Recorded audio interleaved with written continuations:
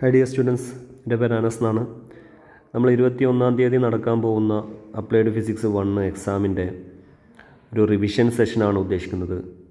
നമുക്ക് 4 മൊഡ്യൂളുകളാണുള്ളത്. എല്ലാം കൂടി പറയാൻ നമുക്ക് സമയം കിട്ടില്ല. അപ്പോൾ നമ്മളിവിടെ ചെയ്യാൻ പോകുന്നത്, നമ്മളൊരു ക്വസ്റ്റ്യൻ പേപ്പർ കഴിഞ്ഞ വർഷം വന്നിട്ടുള്ള ഒരു ക്വസ്റ്റ്യൻ പേപ്പർ നമ്മളിവിടെ ഡിസ്കസ് ചെയ്യാൻ പോവുകയാണ്. പാർട്ട് എയിൽ 1 മാർക്കിൻ്റെ 9 ക്വസ്റ്റ്യൻസാണ് ഉണ്ടാവുക. അത് നമുക്ക് സമയം കിട്ടുന്നതിനനുസരിച്ച് പിന്നെ ചെയ്യാം. അപ്പോൾ നമ്മളിവിടെ തുടങ്ങാൻ പോകുന്നത് 3 മാർക്കിൻ്റെ ക്വസ്റ്റ്യൻസ് മുതലാണ്. പാർട്ട് ബി മുതലാണ് നമ്മൾ പഠിക്കാൻ പോകുന്നത്. അപ്പോൾ ഇതിൻ്റെ ക്വസ്റ്റ്യൻ ആദ്യം ഒന്ന് വായിച്ചു നോക്കുക.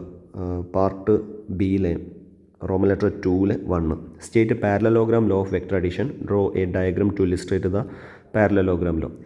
അപ്പോൾ നമുക്ക് സെക്കൻഡ് മൊഡ്യൂള് നിങ്ങൾ അത്ര ശ്രദ്ധ കൊടുത്ത് പഠിക്കേണ്ട എന്നാണ് ഞാൻ പറയുക. കാര്യം ഫസ്റ്റ് മൊഡ്യൂള്, തേർഡ് മൊഡ്യൂള്, ഈ 2 മൊഡ്യൂൾസ് നന്നായിട്ട് പഠിച്ച് പോവുക.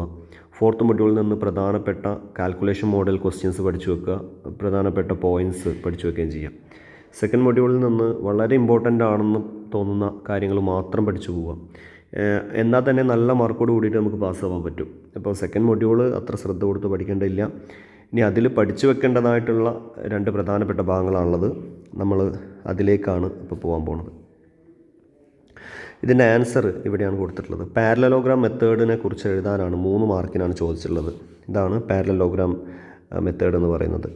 അപ്പോൾ പാരലലോഗ്രാം മെത്തേഡ് എന്ന് പറയുമ്പോൾ ഒരു 2 വെക്റ്റേഴ്സിനെ, പി എന്ന് പറയുന്നതും ക്യൂ എന്ന് പറയുന്നതും 2 വെക്റ്റേഴ്സിനെ നമ്മളൊരു പാരലലോഗ്രാമിൻ്റെ 2 സൈഡായിട്ട്, കണ്ടോ, ഈ 2 അഡ്ജസൻറ്റ് സൈഡായിട്ട് റെപ്രസെൻറ്റ് ചെയ്യുകയാണ് ചെയ്യുന്നത്.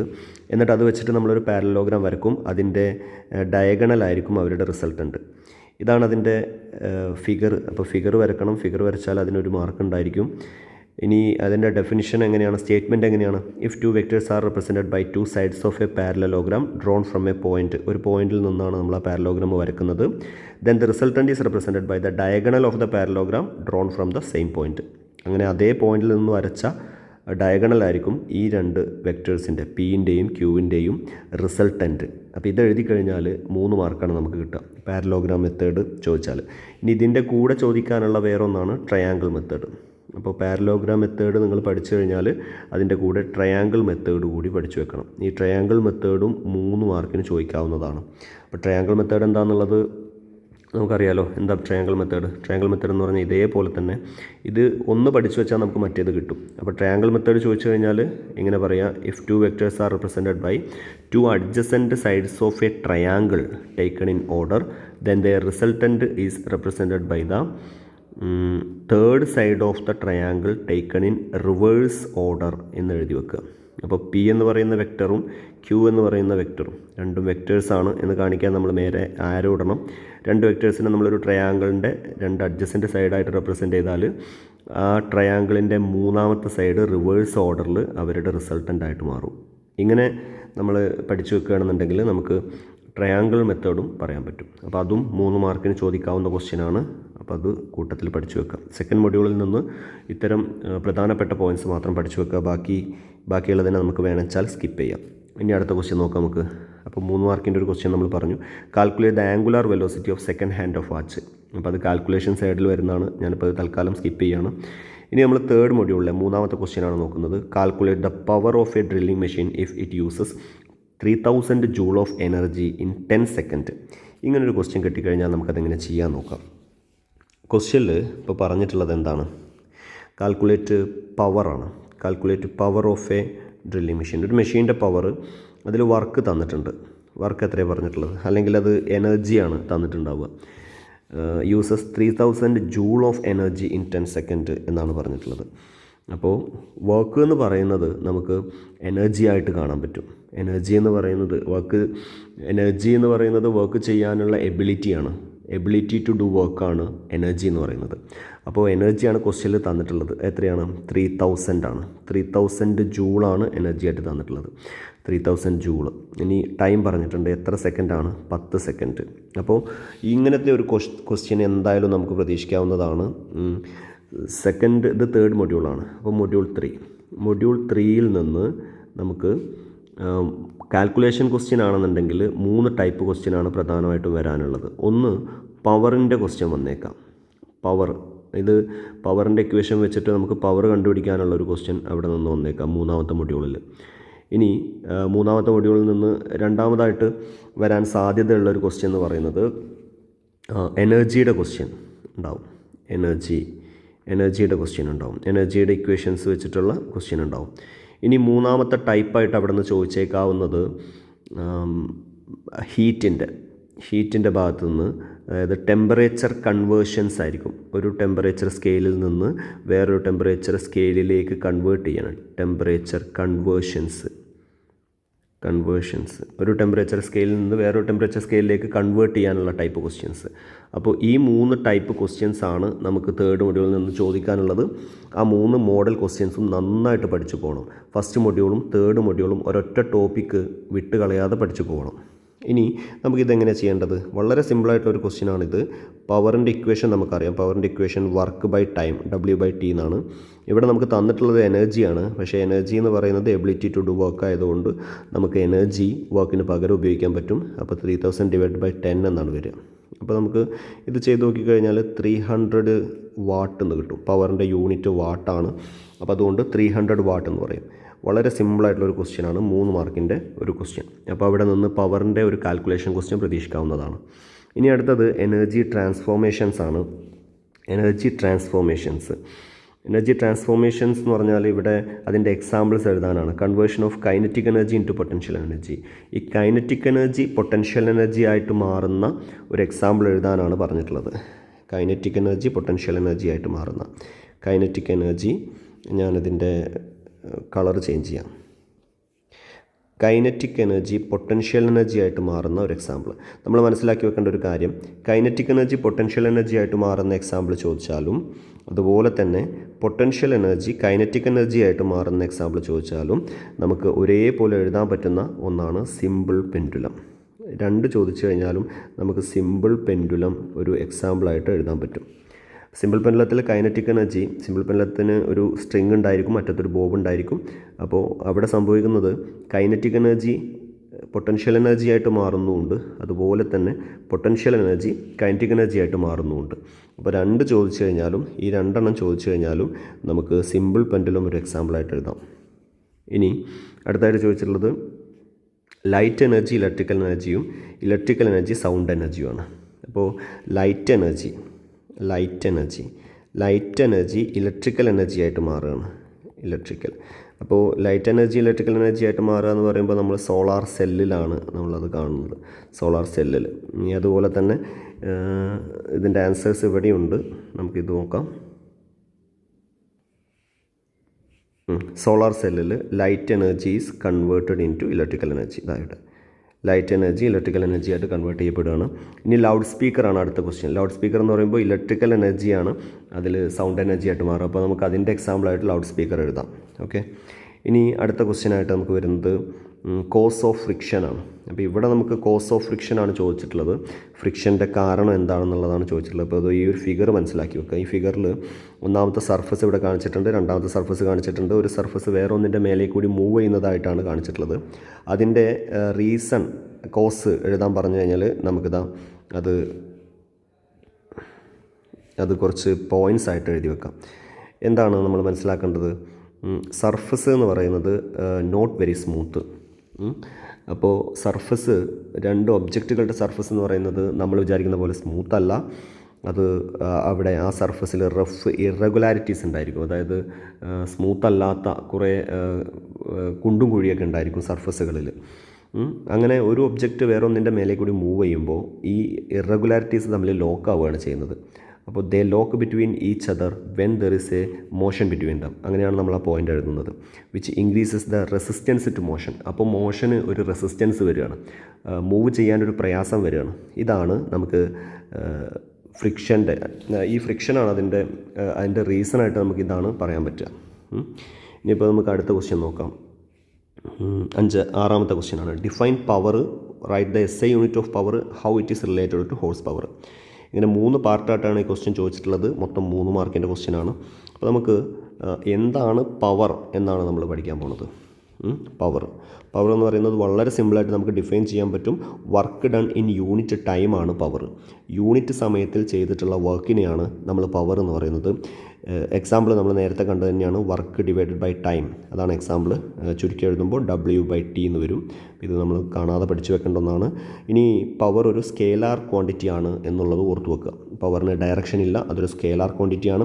ഇവിടെ നിന്ന് നമുക്ക് ഇതിൻ്റെ യൂണിറ്റ് കിട്ടും. വർക്കിൻ്റെ യൂണിറ്റ് ജൂളാണ്. ജൂൾ പെർ ടൈമിൻ്റെ യൂണിറ്റ് സെക്കൻഡാണ്. അപ്പോൾ ജൂൾ പെർ സെക്കൻഡാണ് പവറിൻ്റെ യൂണിറ്റായിട്ട് നമുക്ക് പറയാൻ പറ്റുക. അതിനെ നമുക്ക് വാട്ട് എന്ന് വിളിക്കാം. ക്യാപിറ്റൽ W ആണ് സിമ്പിൾ. ഇനി 1 HP എന്താണെന്ന് ചോദിച്ചിട്ടുണ്ട്. 1 HP എന്ന് പറയുന്നത് 746 വാട്ടാണ്.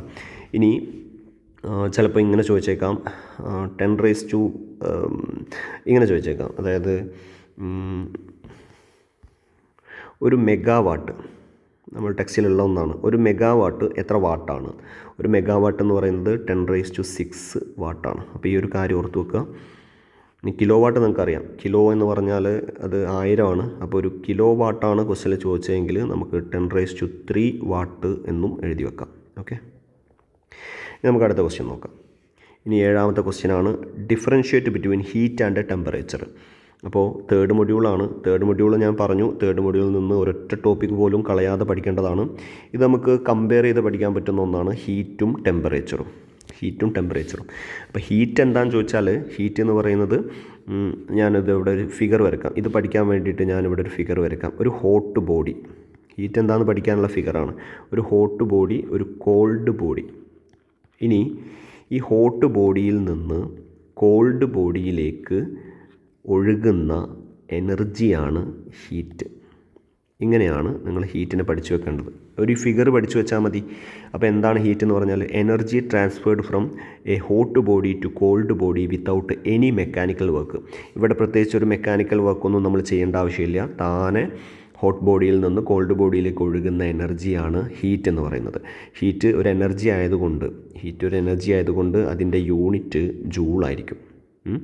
ഇനി CGS യൂണിറ്റ് കാലറിയാണ്. ഇനി അത് എഴുതിയില്ലെങ്കിലും കുഴപ്പമൊന്നുമില്ല. ഓക്കെ, ഇനി ടെമ്പറേച്ചർ എന്താണെന്ന് പറയാം. ടെമ്പറേച്ചർ എന്ന് പറയുന്നത് ഈ ഹോട്ട്നെസ്സിൻ്റെയോ കോൾഡ്നെസ്സിൻ്റെയോ ഒരു മെഷറാണ് ടെമ്പറേച്ചർ എന്ന് പറയുന്നത്. ആ ഒബ്ജക്റ്റ് എത്രത്തോളം ചൂടുള്ളതാണ്, എത്രത്തോളം തണുപ്പുള്ളതാണ് എന്ന് നമുക്ക് മനസ്സിലാക്കി തരുന്ന ഒരു അളവാണ് ടെമ്പറേച്ചർ എന്ന് പറയുന്നത്. അപ്പോൾ നമുക്കതിനെ എങ്ങനെ പറയാം? Degree of hotness or coldness of a body. Compare ചെയ്താണ് പഠിച്ചു വെക്കേണ്ടത്. ഹീറ്റ് ടെമ്പറേച്ചർ നിങ്ങൾ കമ്പയർ ചെയ്ത് പഠിച്ചു വെക്കുക. ഇനി എപ്പോഴാണ് ഹീറ്റ് ഒഴുകുന്നത് ഹയർ ടെമ്പറേച്ചറുള്ള ഒരു ബോഡിയിൽ നിന്ന് ലോവർ ടെമ്പറേച്ചറുള്ള ബോഡിയിലേക്കാണ്. അപ്പോൾ ഈ ഫിഗർ കംപ്ലീറ്റ് ചെയ്യാൻ വേണ്ടിയിട്ട് നിങ്ങളിവിടെ എഴുതേണ്ടത് എന്താണ്? ഇത് ഹയർ ടെമ്പറേച്ചറാണ്.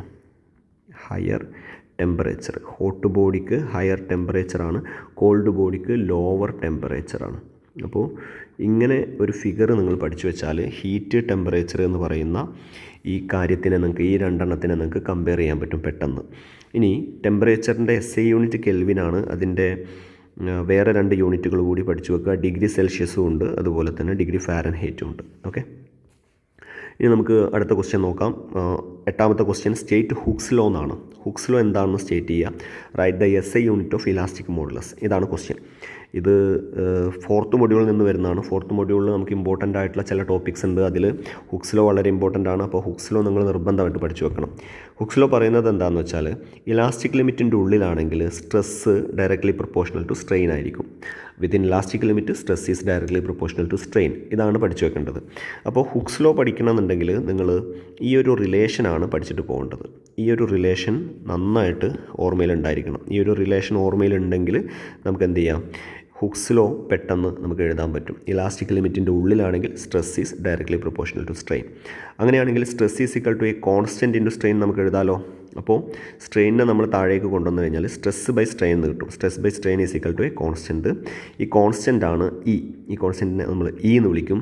ഈ ഇ എന്ന് പറയുന്നത് ഇലാസ്റ്റിക് മോഡുലസ് ആണ്. ഇലാസ്റ്റിക് മോഡുലസ് എന്നാണ് ഈ ഇനെ നമ്മൾ വിളിക്കുന്നത്. അതിനൊരു SI യൂണിറ്റ് ഉണ്ട്. അതിൻ്റെ SI unit newton per metre square എന്നാണ്. ന്യൂട്ടൺ പെർ മീറ്റർ സ്ക്വയർ അല്ല എങ്കിൽ നമ്മളതിനെ പാസ്കൽ അല്ലെങ്കിൽ PA എന്നും വിളിക്കും. ഓക്കെ, ഇത് എന്തുകൊണ്ടാണ് അങ്ങനെയെന്ന് ചോദിച്ചാൽ, സ്ട്രെസ്സിൻ്റെ unit newton per metre square ആണ്. അതേസമയം സ്ട്രെയിനിന് യൂണിറ്റ് ഉണ്ടോ എന്നൊരു ചോദ്യമുണ്ട്. ഇല്ല, സ്ട്രെയിനിന് യൂണിറ്റ് ഇല്ല. ചിലപ്പോൾ അങ്ങനത്തെ ഒരു ക്വസ്റ്റ്യൻ വന്നേക്കാം. What is the unit of strain? ചിലപ്പോൾ 1 മാർക്കിന് ചോദിച്ചേക്കാം. സ്ട്രെയിനിൻ്റെ യൂണിറ്റ് എന്താണ്? സ്ട്രെയിനിന് യൂണിറ്റ് ഇല്ല, നോ യൂണിറ്റാണ് സ്ട്രെയിനിന്.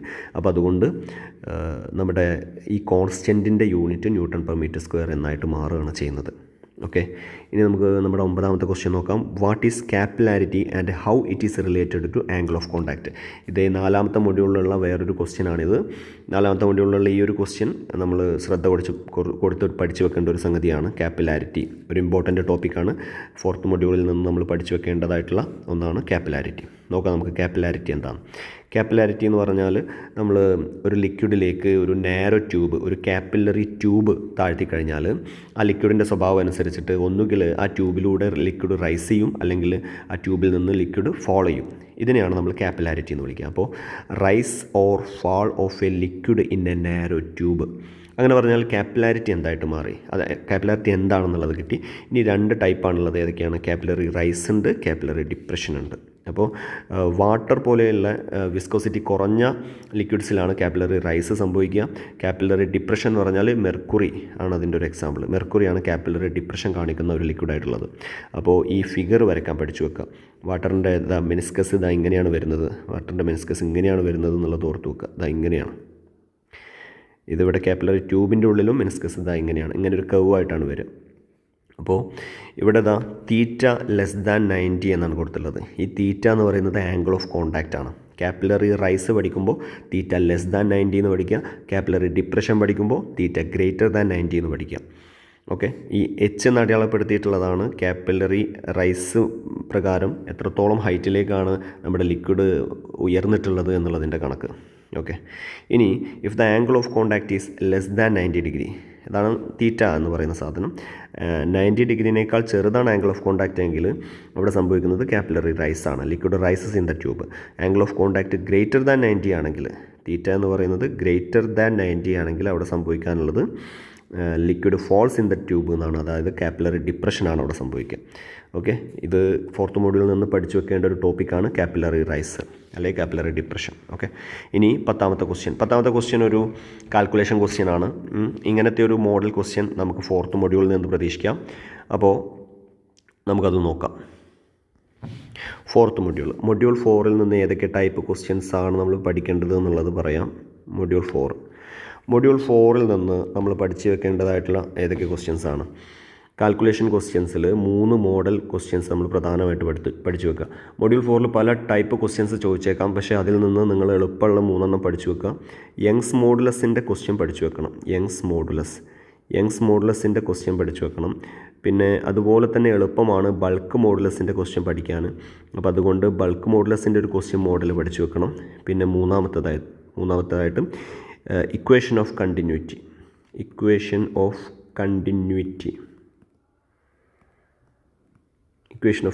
അല്ലെങ്കിൽ കണ്ടിന്യൂറ്റി ഇക്വേഷൻ എന്നും പറയും. അപ്പോൾ ഈ 3 മോഡൽ ക്വസ്റ്റ്യൻസ് ആണ് 7 മാർക്കിന് അവിടെ നിന്ന് ചോദിക്കാൻ സാധ്യതയുള്ളത്. ആ 3 മോഡൽ ക്വസ്റ്റ്യൻസും നന്നായിട്ട് പഠിച്ചു വെക്കണം. ഓക്കെ, അപ്പോൾ അതിൽ ഇക്വേഷൻ ഓഫ് കണ്ടിന്യൂറ്റി അല്ലെങ്കിൽ കണ്ടിന്യൂറ്റി ഇക്വേഷൻ വെച്ചിട്ട് ചോദിച്ചിട്ടുള്ള ഒരു ക്വസ്റ്റ്യനാണ് ഇപ്പോൾ നമ്മളിവിടെ ക്വസ്റ്റ്യൻ പേപ്പറിൽ കണ്ടത്. ക്വസ്റ്റ്യൻ നമുക്കൊന്ന് വായിച്ചു നോക്കാം. The radius of A pipe decreases from 6 cm to 4 cm. If the velocity at the wider portion is 5 m/s, calculate the velocity in the narrow portion. അങ്ങനെയാണ് ക്വസ്റ്റ്യൻ. അപ്പോൾ ഞാനിവിടെ ചെയ്തു വെച്ചതുണ്ട്. നമുക്ക് വേണമെച്ചാൽ അതുമ്മൻ തന്നെ നോക്കാം. എന്നാൽ പിന്നെ നമുക്ക് അത്രയും സമയം കുറഞ്ഞു കിട്ടും.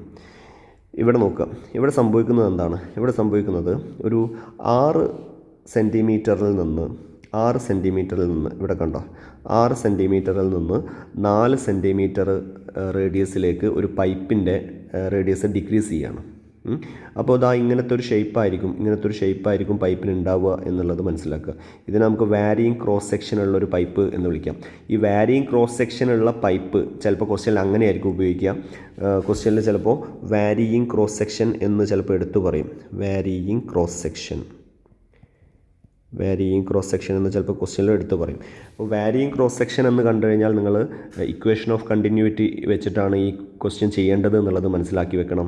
അല്ലെങ്കിൽ diameter of A pipe decreases from എന്ന് പറഞ്ഞിട്ട് പറയും, അല്ലെങ്കിൽ radius of A pipe decreases from എന്ന് പറഞ്ഞിട്ട് പറയും. അങ്ങനെയൊക്കെ പറഞ്ഞാൽ അത് കണ്ടിന്യൂറ്റി ഇക്വേഷൻ വെച്ചിട്ട് ചെയ്യാനുള്ള ക്വസ്റ്റ്യൻ ആണെന്ന് മനസ്സിലാക്കുക. ഇനി ഇവിടെ റേഡിയസ് ആണ് തന്നിട്ടുള്ളത്. അപ്പോൾ നമുക്ക് എപ്പോഴും തെറ്റിപ്പോവാവുന്ന ഒന്നാണ്. തന്നിട്ടുള്ളത് റേഡിയസ് ആണെന്നുള്ളത് മനസ്സിലാക്കണം. ഇനി ക്വസ്റ്റ്യനിൽ if the velocity at the wider portion is 5 metre per second എന്ന് പറഞ്ഞിട്ടുണ്ട്. അതിൻ്റെ അർത്ഥം എന്താണ്? വൈഡർ പോർഷനിൽ, അതായത് വീതി കൂടിയ ഭാഗത്തെ വെലോസിറ്റി, അതിനെ നമുക്ക് വേണമെച്ചാൽ V1 എന്ന് വിളിക്കാം. അത് 5 മീറ്റർ പെർ സെക്കൻഡ് ആണെന്നും വീതി കുറഞ്ഞ ഭാഗത്തുള്ള വെലോസിറ്റി അല്ലെങ്കിൽ നാരോ ആയിട്ടുള്ള ഭാഗത്തെ വെലോസിറ്റി എന്താണെന്ന് കണ്ടുപിടിക്കുക എന്നുമാണ് ക്വസ്റ്റ്യൻ. അപ്പോൾ വൈഡർ പോർഷനിലെ വെലോസിറ്റി എന്നും നാരോ പോർഷനിലെ വെലോസിറ്റി എന്നും പ്രത്യേകം പറയും. അതിൽ നാരോ പോർഷൻ്റെ വെലോസിറ്റിയാണ് ഇവിടെ കാണാൻ ചോദിച്ചത്, അതായത് V2 എന്ന് നിങ്ങൾ പേര് കൊടുക്കുക. ഇതുപോലെ തന്നെ ചെയ്ത് പഠിക്കാം. ഇനി ഇങ്ങനെ ഈ ഫിഗർ ഒന്ന് വരച്ച് വെക്കുക ആദ്യം. ആ ഫിഗർ കിട്ടിക്കഴിഞ്ഞാൽ അടുത്തതായിട്ട് നമ്മൾ ഇക്വേഷനാണ് എഴുതേണ്ടത്. ഇക്വേഷൻ എന്താണ്? A1 V1 = A2 V2 എന്നാണ്. ആ ഇക്വേഷൻ എഴുതി വെക്കുക. ഇനി ഇതിൽ V1 നമ്മുടെ കയ്യിലുണ്ട്, പക്ഷേ ഈ A1 A2 എന്ന് പറയുന്ന ഈ രണ്ടെണ്ണം നമ്മുടെ കയ്യിലില്ല. അപ്പോൾ അത് നമ്മൾ കണ്ടുപിടിക്കേണ്ടതായിട്ടുണ്ട്. ഇത് പൈപ്പാണല്ലോ. അപ്പോൾ പൈപ്പ് നമ്മൾ ക്രോസ് സെക്ഷൻ എടുത്താൽ അത് ഒരു സർക്കിളാണ് നമുക്ക് കിട്ടുക. അപ്പോൾ അതിൻ്റെ റേഡിയസാണ് ക്വസ്റ്റ്യനിൽ തന്നിട്ടുള്ളത്. നമുക്ക് വേണ്ടത് അതിൻ്റെ ഏരിയ ആണ്. അപ്പോൾ അതുകൊണ്ട് ഈ വൈഡർ പോർഷൻ്റെ ഏരിയ നമുക്ക് A1 എന്ന് വിളിക്കാം. A1 എന്ന് പറഞ്ഞാൽ πr1². πr² ആണല്ലോ ഏരിയ. അപ്പോൾ πr1². π × r1 എന്ന് പറയുമ്പോൾ ചെറിയൊരു പ്രശ്നമുള്ളത് എന്താണെന്ന് വെച്ചാൽ, ഇവിടെ നമുക്ക് ക്വസ്റ്റ്യനിൽ സെൻറ്റിമീറ്ററാണ് തന്നിട്ടുള്ളത്. നമ്മളത് മീറ്ററിലേക്ക് മാറ്റണം. എങ്ങനെ സെൻറ്റിമീറ്ററിനെ മീറ്ററിലേക്ക് മാറ്റും? സെൻറ്റിമീറ്ററിൽ തന്നിട്ടുള്ളതിനെ × 10⁻² എന്ന് കൊടുത്തിട്ട് ഗുണിച്ച് കഴിഞ്ഞാൽ നമുക്ക് മീറ്ററിലേക്ക് മാറ്റാം. ഇനി അതല്ല എങ്കിൽ അതിനെ 100 കൊണ്ട് ഹരിച്ചാലും സെയിം സംഗതിയാണ് വരുന്നത്. ഈ 10⁻² കൊണ്ട് ഗുണിക്കുക എന്ന് പറയുന്നതും 100 കൊണ്ട് ഹരിക്കുക എന്ന് പറയുന്നതും സെയിം ആണ്. അപ്പോൾ സെൻറ്റിമീറ്ററിനെ മീറ്ററിലേക്ക് മാറ്റാൻ എന്താ ചെയ്യേണ്ടത്? 100 കൊണ്ട് ഹരിക്കുക. 100 കൊണ്ട് ഹരിക്കുക എന്ന് പറഞ്ഞാൽ 2 സംഖ്യ വലത്തുനിന്ന് ഇടത്തോട്ട് മാറിയിട്ട് പോയിൻ്റ് വരിക എന്നാണ്. അപ്പോൾ 2 സംഖ്യ മാറുമ്പോൾ രണ്ടാമത് മാറാൻ ഇവിടെ സംഖ്യ ഇല്ലാത്തത് കൊണ്ട് ഒരു 0 ഇട്ട് കൊടുക്കുക. 0.06 മീറ്റർ എന്ന് പറയും R1. R2 ആകുമ്പോൾ 0.04 മീറ്റർ എന്ന് പറയും. അപ്പോൾ നമുക്ക് രണ്ടും കിട്ടി. ഇനി A1 കാണണമെന്നുണ്ടെങ്കിൽ അവിടെ R1² എന്നുള്ളിടത്ത് നമുക്ക് കിട്ടിയ R1 കൊടുക്കുക. കാൽക്കുലേറ്ററിൽ ടൈപ്പ് ചെയ്ത് കൊടുത്താൽ നമുക്കതിൻ്റെ ആൻസർ കിട്ടും, A1 കിട്ടും. A2 അതേപോലെ തന്നെ 0.04 ആണല്ലോ നമുക്ക് R2 ആയിട്ട് കിട്ടിയത്. അപ്പോൾ അതുകൊണ്ട് R2 അത് അവിടെ എഴുതി കൊടുക്കുക. πr² വെച്ചിട്ട് നമുക്ക് A2 കിട്ടും. A1ഉം A2ഉം കണ്ടുപിടിച്ച് കഴിഞ്ഞാൽ പിന്നെ അത് ഇക്വേഷനിൽ കൊടുക്കുക. A1 കൊടുക്കുക. ഇത് V1 ആണ്, വൈഡർ പോർഷനിലെ വെലോസിറ്റി V1 ആണ്. പിന്നെ A2 നമ്മൾ കണ്ടുപിടിച്ചു. V2 ആണ് നമുക്ക് കണ്ടുപിടിക്കാനുള്ളത്. അപ്പോൾ V2 വരെ നമ്മൾ എഴുതി വെക്കുക. ഇനി V2 കണ്ടുപിടിക്കാൻ എളുപ്പമാണ്. V2 അവിടെ നിർത്തിയിട്ട് V2ൻ്റെ അടുത്തുള്ള ആളെ നമ്മൾ സമത്തിനപ്പുറത്തേക്ക് കൊണ്ടുപോവുക. സമത്തിനപ്പുറത്തേക്ക് കൊണ്ടുപോകുമ്പോൾ മേലെയുള്ള ആൾ താഴെ വരും. അപ്പോൾ 0.005 എന്ന് പറയുന്ന ആൾ താഴെ വരും. കണ്ടോ, അയാൾ താഴെ വന്നു. അപ്പോൾ ഇക്വേഷൻ ഇത് കാൽക്കുലേറ്ററിൽ കൊടുക്കുമ്പോൾ ശ്രദ്ധിക്കേണ്ട കാര്യം, മേലുള്ളതിനും താഴെയുള്ളതിനും ബ്രാക്കറ്റ് കൊടുക്കാൻ മറക്കരുത്. ബ്രാക്കറ്റ് ഇല്ലാതെ കാൽക്കുലേറ്ററിൽ ടൈപ്പ് ചെയ്താൽ കറക്റ്റ് ആൻസർ കിട്ടില്ല.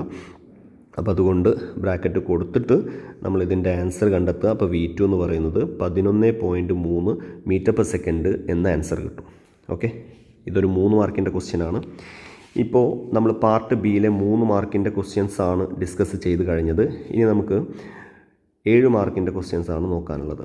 അപ്പോൾ write a note on various types of errors. ഇത് പാർട്ട് സി ആണ്. പാർട്ട് സിയിലെ ആദ്യത്തെ question associated with the measurement of a physical quantity. അതായത് ഒരു ഫിസിക്കൽ ക്വാണ്ടിറ്റിയുടെ മെഷർമെൻറ്റുമായിട്ട് ബന്ധപ്പെട്ട ഏതൊക്കെയാണ് എറേഴ്സ് എന്നാണ് ചോദിച്ചിട്ടുള്ളത്. അപ്പോൾ 7 മാർക്കിൻ്റെ ക്വസ്റ്റ്യനായിട്ട് ഫസ്റ്റ് മൊഡ്യൂളിൽ നിന്ന് വന്നേക്കാവുന്ന ഒരു ക്വസ്റ്റ്യൻ. ഇത് ഇപ്രാവശ്യത്തെ എക്സാമിനും നമുക്ക് പ്രതീക്ഷിക്കാവുന്നതാണ്. വളരെ ഇമ്പോർട്ടൻ്റ് ആയിട്ടുള്ള ഭാഗമാണ് എറേഴ്സ്. അത് ആദ്യം നമുക്ക് എറർ എന്താണ് എന്നുള്ളതൊന്ന് മനസ്സിലാക്കി വെക്കാൻ ഉണ്ട്. എന്താണ് എറർ? എറർ എന്ന് പറയുമ്പോൾ നമ്മൾ ഏതൊരു ക്വാണ്ടിറ്റി എടുത്തു കഴിഞ്ഞാലും അതിനൊരു ട്രൂ വാല്യൂ ഉണ്ടായിരിക്കും. അപ്പോൾ ഈ ട്രൂ വാല്യൂവിൻ്റെയും നമ്മൾ മെഷർ ചെയ്യുന്ന വാല്യൂവിനെ നമുക്ക് മെഷേർഡ് വാല്യൂ എന്ന് വിളിക്കാം. ഈ ട്രൂ വാല്യൂവിൻ്റെയും മെഷേർഡ് വാല്യൂവിൻ്റെയും ഡിഫറൻസിനെയാണ് നമുക്ക് എറർ എന്ന് വിളിക്കാൻ പറ്റുക. അപ്പോൾ എന്താണ് എറർ എന്ന് ചോദിച്ചാൽ, error is the difference between true value and measured value. True വാല്യൂവിൻ്റെയും മെഷേർഡ് വാല്യൂവിൻ്റെയും ഡിഫറൻസ് ആണ് എറർ. അങ്ങനെ എറർ എന്താണെന്ന് എഴുതി വെച്ചതിന് ശേഷം നമ്മൾ എറർ 2 ടൈപ്പ് ഉണ്ട്.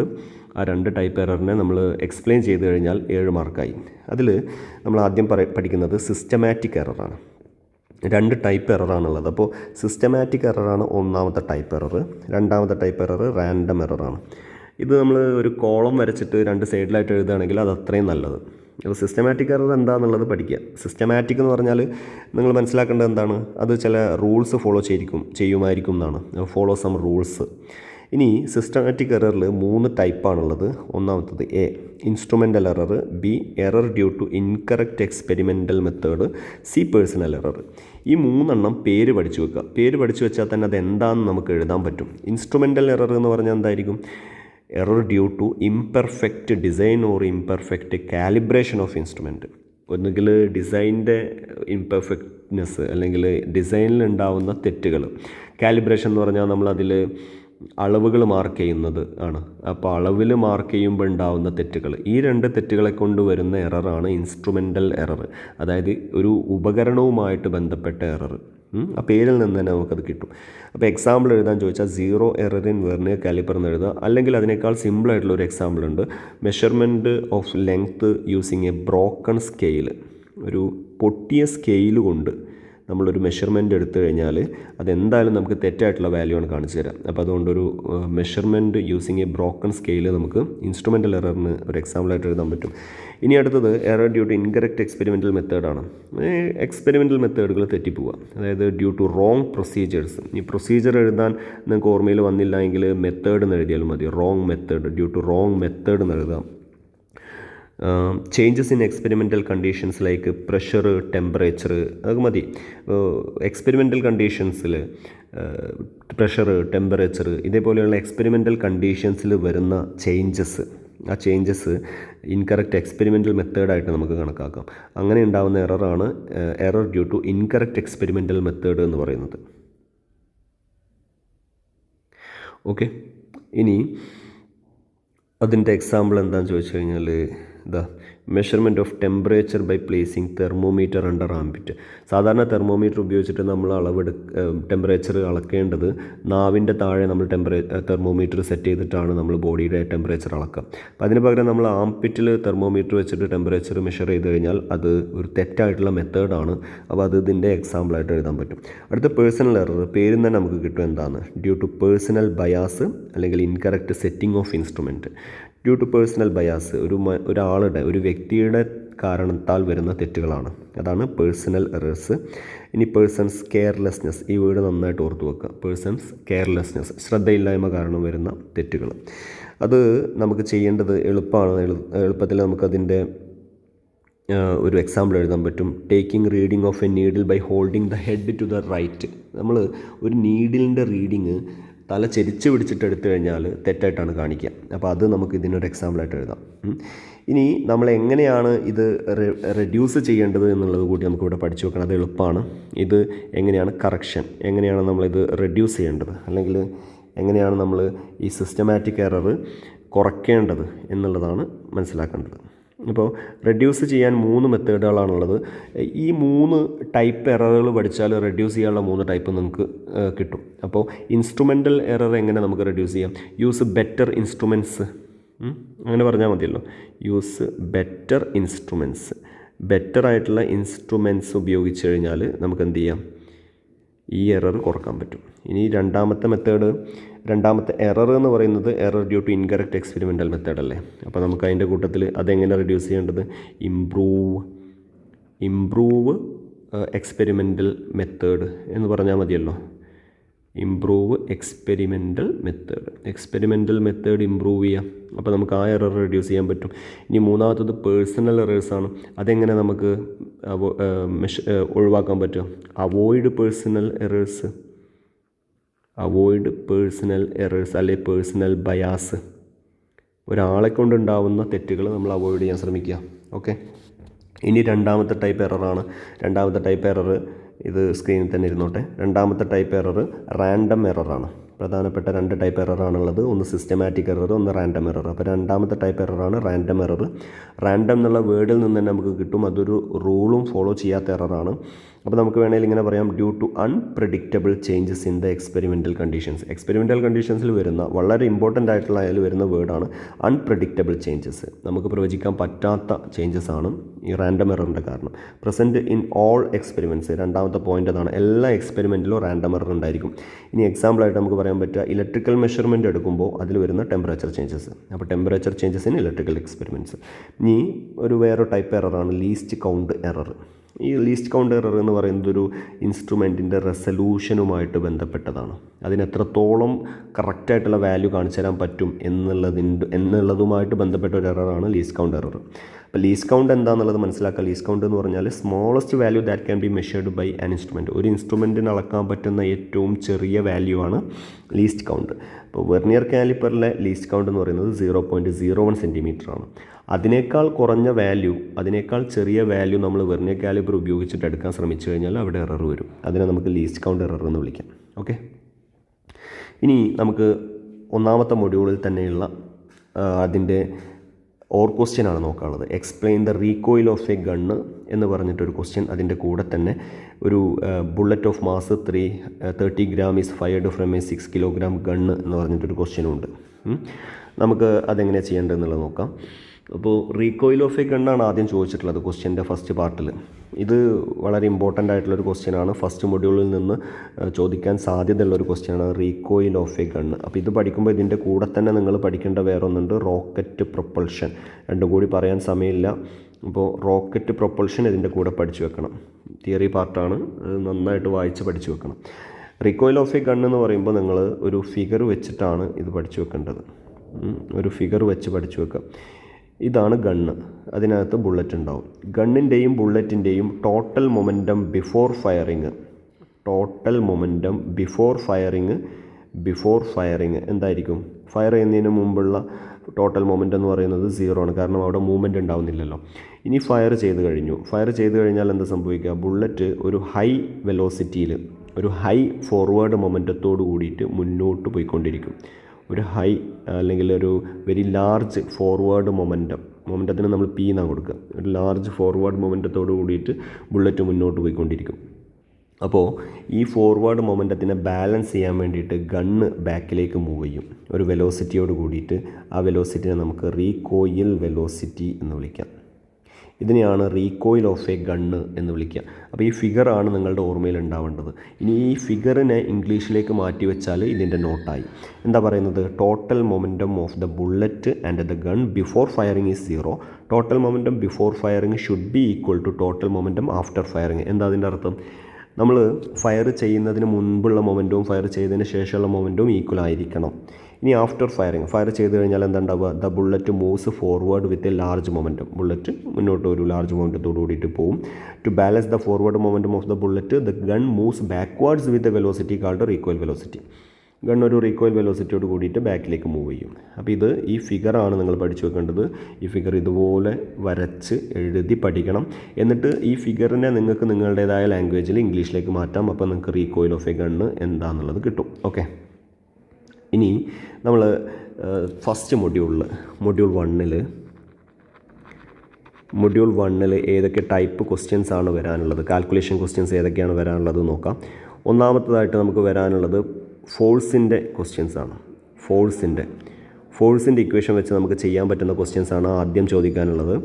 പിന്നെ രണ്ടാമത്തെ ടൈപ്പ് ക്വസ്റ്റ്യൻസ് നമുക്ക് എറർ കാൽക്കുലേഷൻ അവിടെ നിന്ന് ഒരു ക്വസ്റ്റ്യനായിട്ട് വരാൻ സാധ്യതയുണ്ട്. എററിൻ്റെ കാൽക്കുലേഷൻ. ഇനി മൂന്നാമത്തെ ടൈപ്പ് റീകോയിൽ വെലോസിറ്റിയുടെ ക്വസ്റ്റ്യൻ ആയിരിക്കും ഉണ്ടാവുക. അതിൽ മൂന്നാമത്തെ ടൈപ്പ് ക്വസ്റ്റ്യനാണ് ഇപ്പോൾ ഈ ക്വസ്റ്റ്യൻ പേപ്പറിൽ കണ്ടത്. ഈ 3 മോഡൽ ക്വസ്റ്റ്യൻസും നന്നായിട്ട് നിങ്ങൾ പഠിച്ചു പോകണം. ഇതിലിപ്പോൾ റീകോയിൽ വെലോസിറ്റിയുടെ ക്വസ്റ്റ്യനാണ് ഇപ്പോൾ നമുക്ക് ഇവിടെ വന്നിട്ടുള്ളത്. ക്വസ്റ്റ്യനിൽ പറഞ്ഞിട്ടുള്ളത് ഒരു ബുള്ളറ്റ്, അതിൻ്റെ മാസ് 30 ഗ്രാമാണ്, 6 കിലോഗ്രാം ഗണ്ണിൽ നിന്ന് ഫയർ ചെയ്തിട്ടുണ്ട്. With a velocity of 300 metre per second എന്നാണ് പറഞ്ഞിട്ടുള്ളത്. Find the recoil velocity of the gun. അപ്പോൾ നമ്മൾ അത് ആൻസർ ചെയ്യുമ്പോൾ ശ്രദ്ധിക്കേണ്ടത് എന്താണെന്ന് വെച്ചാൽ ബുള്ളറ്റിൻ്റെ മാസ് ക്വസ്റ്റ്യനിൽ പറഞ്ഞിട്ടുണ്ട് 30 ഗ്രാമാണ്. പക്ഷേ നമ്മൾ ഒരിക്കലും ഗ്രാമിലല്ല കണക്ക് ചെയ്യേണ്ടത്, നമ്മളത് കിലോഗ്രാമിലേക്ക് മാറ്റണം. ഗ്രാമിനെ കിലോഗ്രാമൊക്കെ മാറ്റാൻ വേണ്ടി ചെയ്യേണ്ടത് 10⁻³ കൊണ്ട് ഗുണിക്കുക. 10⁻³ കൊണ്ട് ഗുണിക്കുക എന്ന് പറയുന്നത് ഇവിടെ കണ്ടോ, 10⁻³ കൊണ്ട് ഗുണിക്കുക എന്ന് പറയുന്നത് ഈ 1000 കൊണ്ട് ഹരിക്കുക എന്ന് പറയുന്നതിന് ഈക്വലാണ്. 1000 കൊണ്ട് ഹരിക്കുക, അതായത് ഗ്രാമിലുള്ള ഒന്നിനെ നമ്മൾ കിലോഗ്രാമൊക്കെ മാറ്റാൻ വേണ്ടിയിട്ട് 1000 കൊണ്ട് ഹരിക്കുകയാണ് വേണ്ടത്. 1000 കൊണ്ട് ഹരിച്ചു കഴിഞ്ഞാൽ പിന്നെ അത് എന്തിലേക്ക് മാറിക്കോളും? അത് കിലോഗ്രാമിലേക്ക് മാറിക്കോളും. അതിന് പകരമാണ് നമ്മൾ 10⁻³ കൊണ്ട് ഗുണിക്കുക എന്ന് പറയുന്നത്. ചെയ്യേണ്ടത് ഇത്രയേ ഉള്ളൂ, 3 സംഖ്യ വലത്തുനിന്ന് ഇടത്തോട്ട് മാറിയിട്ട് ഒരു പോയിൻ്റ് ഇട്ട് കൊടുത്താൽ മതി. അപ്പോൾ അത് ആ 3 സംഖ്യ വലത്തുനിന്ന് ഇടത്തോട്ട് മാറിയിട്ട് പോയിൻ്റ് ഇടുമ്പോൾ 0.03 കിലോഗ്രാം വരും. അപ്പോൾ മാസ് നമ്മൾ കണ്ടുപിടിച്ച് കഴിഞ്ഞു. പിന്നെ അതുപോലെ വിത്ത് 6 കിലോഗ്രാം ഗണ്ണെന്ന് പ്രത്യേകം പറഞ്ഞിട്ടുണ്ട്. അപ്പോൾ ഗണ്ണിൻ്റെ മാസിനെ ക്യാപിറ്റൽ എം കൊടുക്കുക. ഇനി with a velocity 300 metre per second എന്നാണ്. അപ്പോൾ ഇംഗ്ലീഷിൽ ഇങ്ങനെ വായിച്ച് വരുമ്പോൾ നമുക്ക് മനസ്സിലാവണം അത് തന്നിട്ടുള്ളത് ബുള്ളറ്റിൻ്റെ വെലോസിറ്റിയാണ് തന്നിട്ടുള്ളത് എന്ന് മനസ്സിലാവണം നമുക്ക്. 300 മീറ്റർ പെർ സെക്കൻഡ് ആണെന്ന്. ഇനിയിപ്പോൾ അങ്ങനെ നമുക്ക് വായിച്ചിട്ട് മനസ്സിലായില്ല എങ്കിൽ ആലോചിച്ച് നോക്കുക. ഈ 300 മീറ്റർ പെർ സെക്കൻഡ് എന്ന് പറയുന്നത് എന്താ? ഒരു സെക്കൻഡിൽ 300 മീറ്റർ എന്നാണ്. ഒരു സെക്കൻഡിൽ 300 മീറ്റർ സ്പീഡ് വെലോസിറ്റി എന്ന് പറയുന്നത് വളരെ കൂടുതലാണ്. അപ്പോൾ അത്രയും വെലോസിറ്റി ഉണ്ടാവുക ബുള്ളറ്റിനായിരിക്കും. അപ്പോൾ അതുകൊണ്ട് അങ്ങനെയെങ്കിൽ അങ്ങനെ ഒന്ന് മനസ്സിലാക്കി വെക്കണം, അത് ബുള്ളറ്റിൻ്റെ വെലോസിറ്റിയാണ് പറഞ്ഞിട്ടുള്ളതെന്ന്. ഇതാണ് നമ്മുടെ ഇക്വേഷൻ. റീകോയിൽ വെലോസിറ്റിക്ക് ക്യാപിറ്റൽ വി എന്നാണ് കൊടുക്കുക. ക്യാപിറ്റൽ വി ആണ് നമുക്ക് കണ്ടുപിടിക്കാനുള്ളത്. Capital V equal to -mv/M എന്നാണ് ഇക്വേഷൻ ഉള്ളത്. അപ്പോൾ -m/v വെലോസിറ്റി, ബുള്ളറ്റിൻ്റെ velocity divided by capital M. Capital M എന്ന് പറയുന്നത് ഗണ്ണിൻ്റെ മാസാണ്. അപ്പോൾ ഗണ്ണിൻ്റെ മാസ് ക്വസ്റ്റ്യനിൽ 6 കിലോഗ്രാം എന്നാണ് പറഞ്ഞിട്ടുള്ളത്. അപ്പോൾ 6 കിലോഗ്രാം. ഇതിങ്ങനെ നമ്മൾ കാൽക്കുലേറ്ററിൽ ചെയ്ത് കൊടുത്താൽ നമുക്കതിൻ്റെ ആൻസർ കിട്ടും. ശ്രദ്ധിക്കുക, മേലെ നമ്മൾ ബ്രാക്കറ്റ് കൊടുക്കണം, താഴെയും ബ്രാക്കറ്റ് കൊടുത്തിട്ട് ശീലിക്കുക. മേലെയും താഴെയും ബ്രാക്കറ്റ് കൊടുത്തിട്ട് നമ്മൾ ചെയ്ത് നോക്കുകയാണെന്നുണ്ടെങ്കിൽ നമുക്ക് കറക്റ്റായിട്ട് അതിൻ്റെ ആൻസർ കിട്ടും. മിക്കവാറും ക്വസ്റ്റ്യൻ ഈ മോഡൽ തന്നെ ചോദിക്കാൻ സാധ്യതയുള്ളൂ. അപ്പോൾ നിങ്ങൾ ശ്രദ്ധിച്ച് വെക്കേണ്ട പോയിൻറ്റ്സ് എന്തൊക്കെയാണ് ഇവിടെ? ബുള്ളറ്റിൻ്റെ മാസ് നിങ്ങൾക്ക് ഗ്രാമിലായിരിക്കും തരിക. ആ ഗ്രാമിൽ നിന്ന് നിങ്ങൾ അതിനെ കിലോഗ്രാമിലേക്ക് മാറ്റണം. അതായിരിക്കും നിങ്ങൾക്ക് ആദ്യം ചെയ്യേണ്ടത്. ഗ്രാമിൽ നിന്ന് കിലോഗ്രാമിലേക്ക് മാറ്റാൻ വേണ്ടിയിട്ട് 1000 കൊണ്ട് ഡിവൈഡ് ചെയ്യണം, അല്ലെങ്കിൽ 10⁻³ കൊണ്ട് ഗുണിക്കണം. അത് 2 വന്നാലും വലത്തുനിന്ന് ഇടത്തോട്ട് 3 സംഖ്യ മാറിയിട്ട് നിങ്ങളൊരു പോയിൻ്റ് ഇടണം. അപ്പോൾ നിങ്ങൾക്ക് കിട്ടും. അല്ലെങ്കിൽ കാൽക്കുലേറ്ററിൽ ചെയ്ത് നോക്കിയാലും മതി. ഇനി ബുള്ളറ്റിൻ്റെ മാസ് നമുക്ക് അങ്ങനെ കിട്ടുക. ഗണ്ണിൻ്റെ മാസ് കിലോഗ്രാമിലായിരിക്കും തരിക. അത് വലിയ മാസമായിരിക്കും. ഇനി ബുള്ളറ്റിൻ്റെ വെലോസിറ്റി വളരെ വലിയൊരു വെലോസിറ്റി ആയിരിക്കും തരിക. അപ്പോൾ അത്രയും കാര്യങ്ങൾ മനസ്സിലാക്കുക. ഇനി ഇക്വേഷൻ എന്താണ്? റീകോയിൽ വെലോസിറ്റിൻ്റെ equation capital V equal to -mv/M. അപ്പോൾ ഈ മൈനസ് അവിടെ നിന്നോട്ടെ. നിങ്ങൾ കാൽക്കുലേഷനൊക്കെ ചെയ്ത് കഴിഞ്ഞിട്ട് അവസാനത്തിൽ അവിടെ ഒരു മൈനസ് ഇട്ട് കൊടുത്താൽ മതി. അപ്പോൾ നിങ്ങൾക്ക് ആൻസർ കിട്ടും. ശ്രദ്ധിക്കണം, മീറ്റർ പെർ സെക്കൻഡ് ആണ്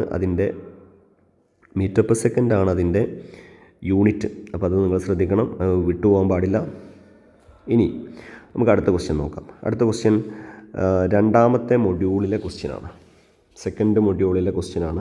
സെക്കൻഡ് മൊഡ്യൂളിലെ ഈ പ്രധാനപ്പെട്ട ചില പോയിൻറ്റ്സ് മാത്രം പഠിച്ചു പോയാൽ മതി എന്നാണ് ഞാൻ പറഞ്ഞിട്ടുള്ളത്. പക്ഷേ ഈ 2 പോയിൻറ്റ്സ്, ഈ 2 ക്വസ്റ്റ്യൻ നിങ്ങൾക്ക് വളരെ സിമ്പിളായിട്ട് അതിൽ നിന്ന് ചെയ്യാവുന്ന ഒരു ക്വസ്റ്റ്യനാണ്.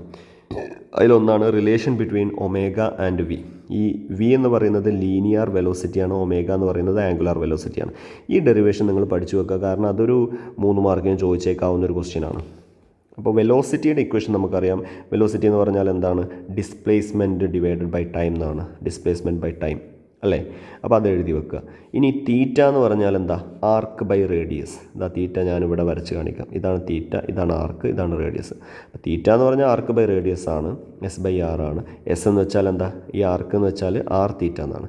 അത് നമുക്ക് വേണമെന്ന് വെച്ചാൽ അതിനെ ഡിസ്പ്ലേസ്മെൻ്റ് ആയിട്ടും കാണാം, ചെറിയ വ്യത്യാസമേ വരുന്നുള്ളൂ. അപ്പോൾ അതുകൊണ്ട് എസ്, ഈ ആർക്ക് നമുക്ക് ഡിസ്പ്ലേസ്മെൻറ്റിന് പകരം എഴുതി കൊടുക്കാം. അപ്പോൾ എസ്സിന് പകരം ആർ തീറ്റ എന്ന് എഴുതാം. R theta divided by T എന്ന് വരും. ഇനി അതിൽ θ/t എന്താ നമുക്കറിയാലോ? θ/t എന്ന് പറഞ്ഞാൽ അത് ഒമേഗയാണ്. അതുകൊണ്ട് V = R ഒമേഗ എന്ന് കിട്ടും. അപ്പോൾ അതിൻ്റെ കൂടെ തന്നെ പഠിക്കാവുന്ന വേറൊന്നുണ്ട്, അതാണ് ഇത്. ആംഗുലാർ ആക്സലറേഷൻ എന്താണ് എന്ന് ഡിഫൈൻ ചെയ്യാൻ ക്വസ്റ്റ്യനിൽ പറഞ്ഞിട്ടുണ്ട്. ബി ക്വസ്റ്റ്യൻ നോക്കുക. ഡിഫൈൻ ആംഗുലാർ ആക്സലറേഷൻ എന്ന് കഴിഞ്ഞിട്ടാണ് relation between linear acceleration and angular acceleration.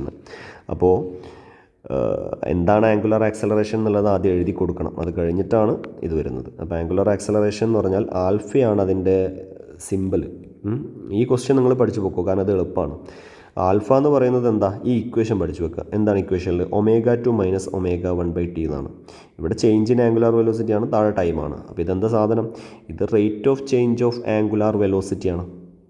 Rate of change of angular velocity equation പഠിച്ചു വെക്കുക. ആൽഫ എന്ന് പറഞ്ഞാൽ ω2 - ω1/t. ഇത് നിർബന്ധമായിട്ട് പഠിച്ചിട്ട് പോകണേ. യൂണിറ്റ് വരുന്നത് rad/s² ആണ്. അപ്പോൾ ഇതെങ്ങനെ കിട്ടുകയെന്ന് ചോദിച്ചു കഴിഞ്ഞാൽ, സാധാരണ ആക്സലറേഷൻ എന്ന് പറഞ്ഞാൽ A = V - U/t അല്ലേ? കമ്പയർ ചെയ്ത് പഠിച്ചാൽ മതി. A V - U/t ആണെങ്കിൽ ആൽഫ എന്ന് പറഞ്ഞാൽ ω2 - ω1/t.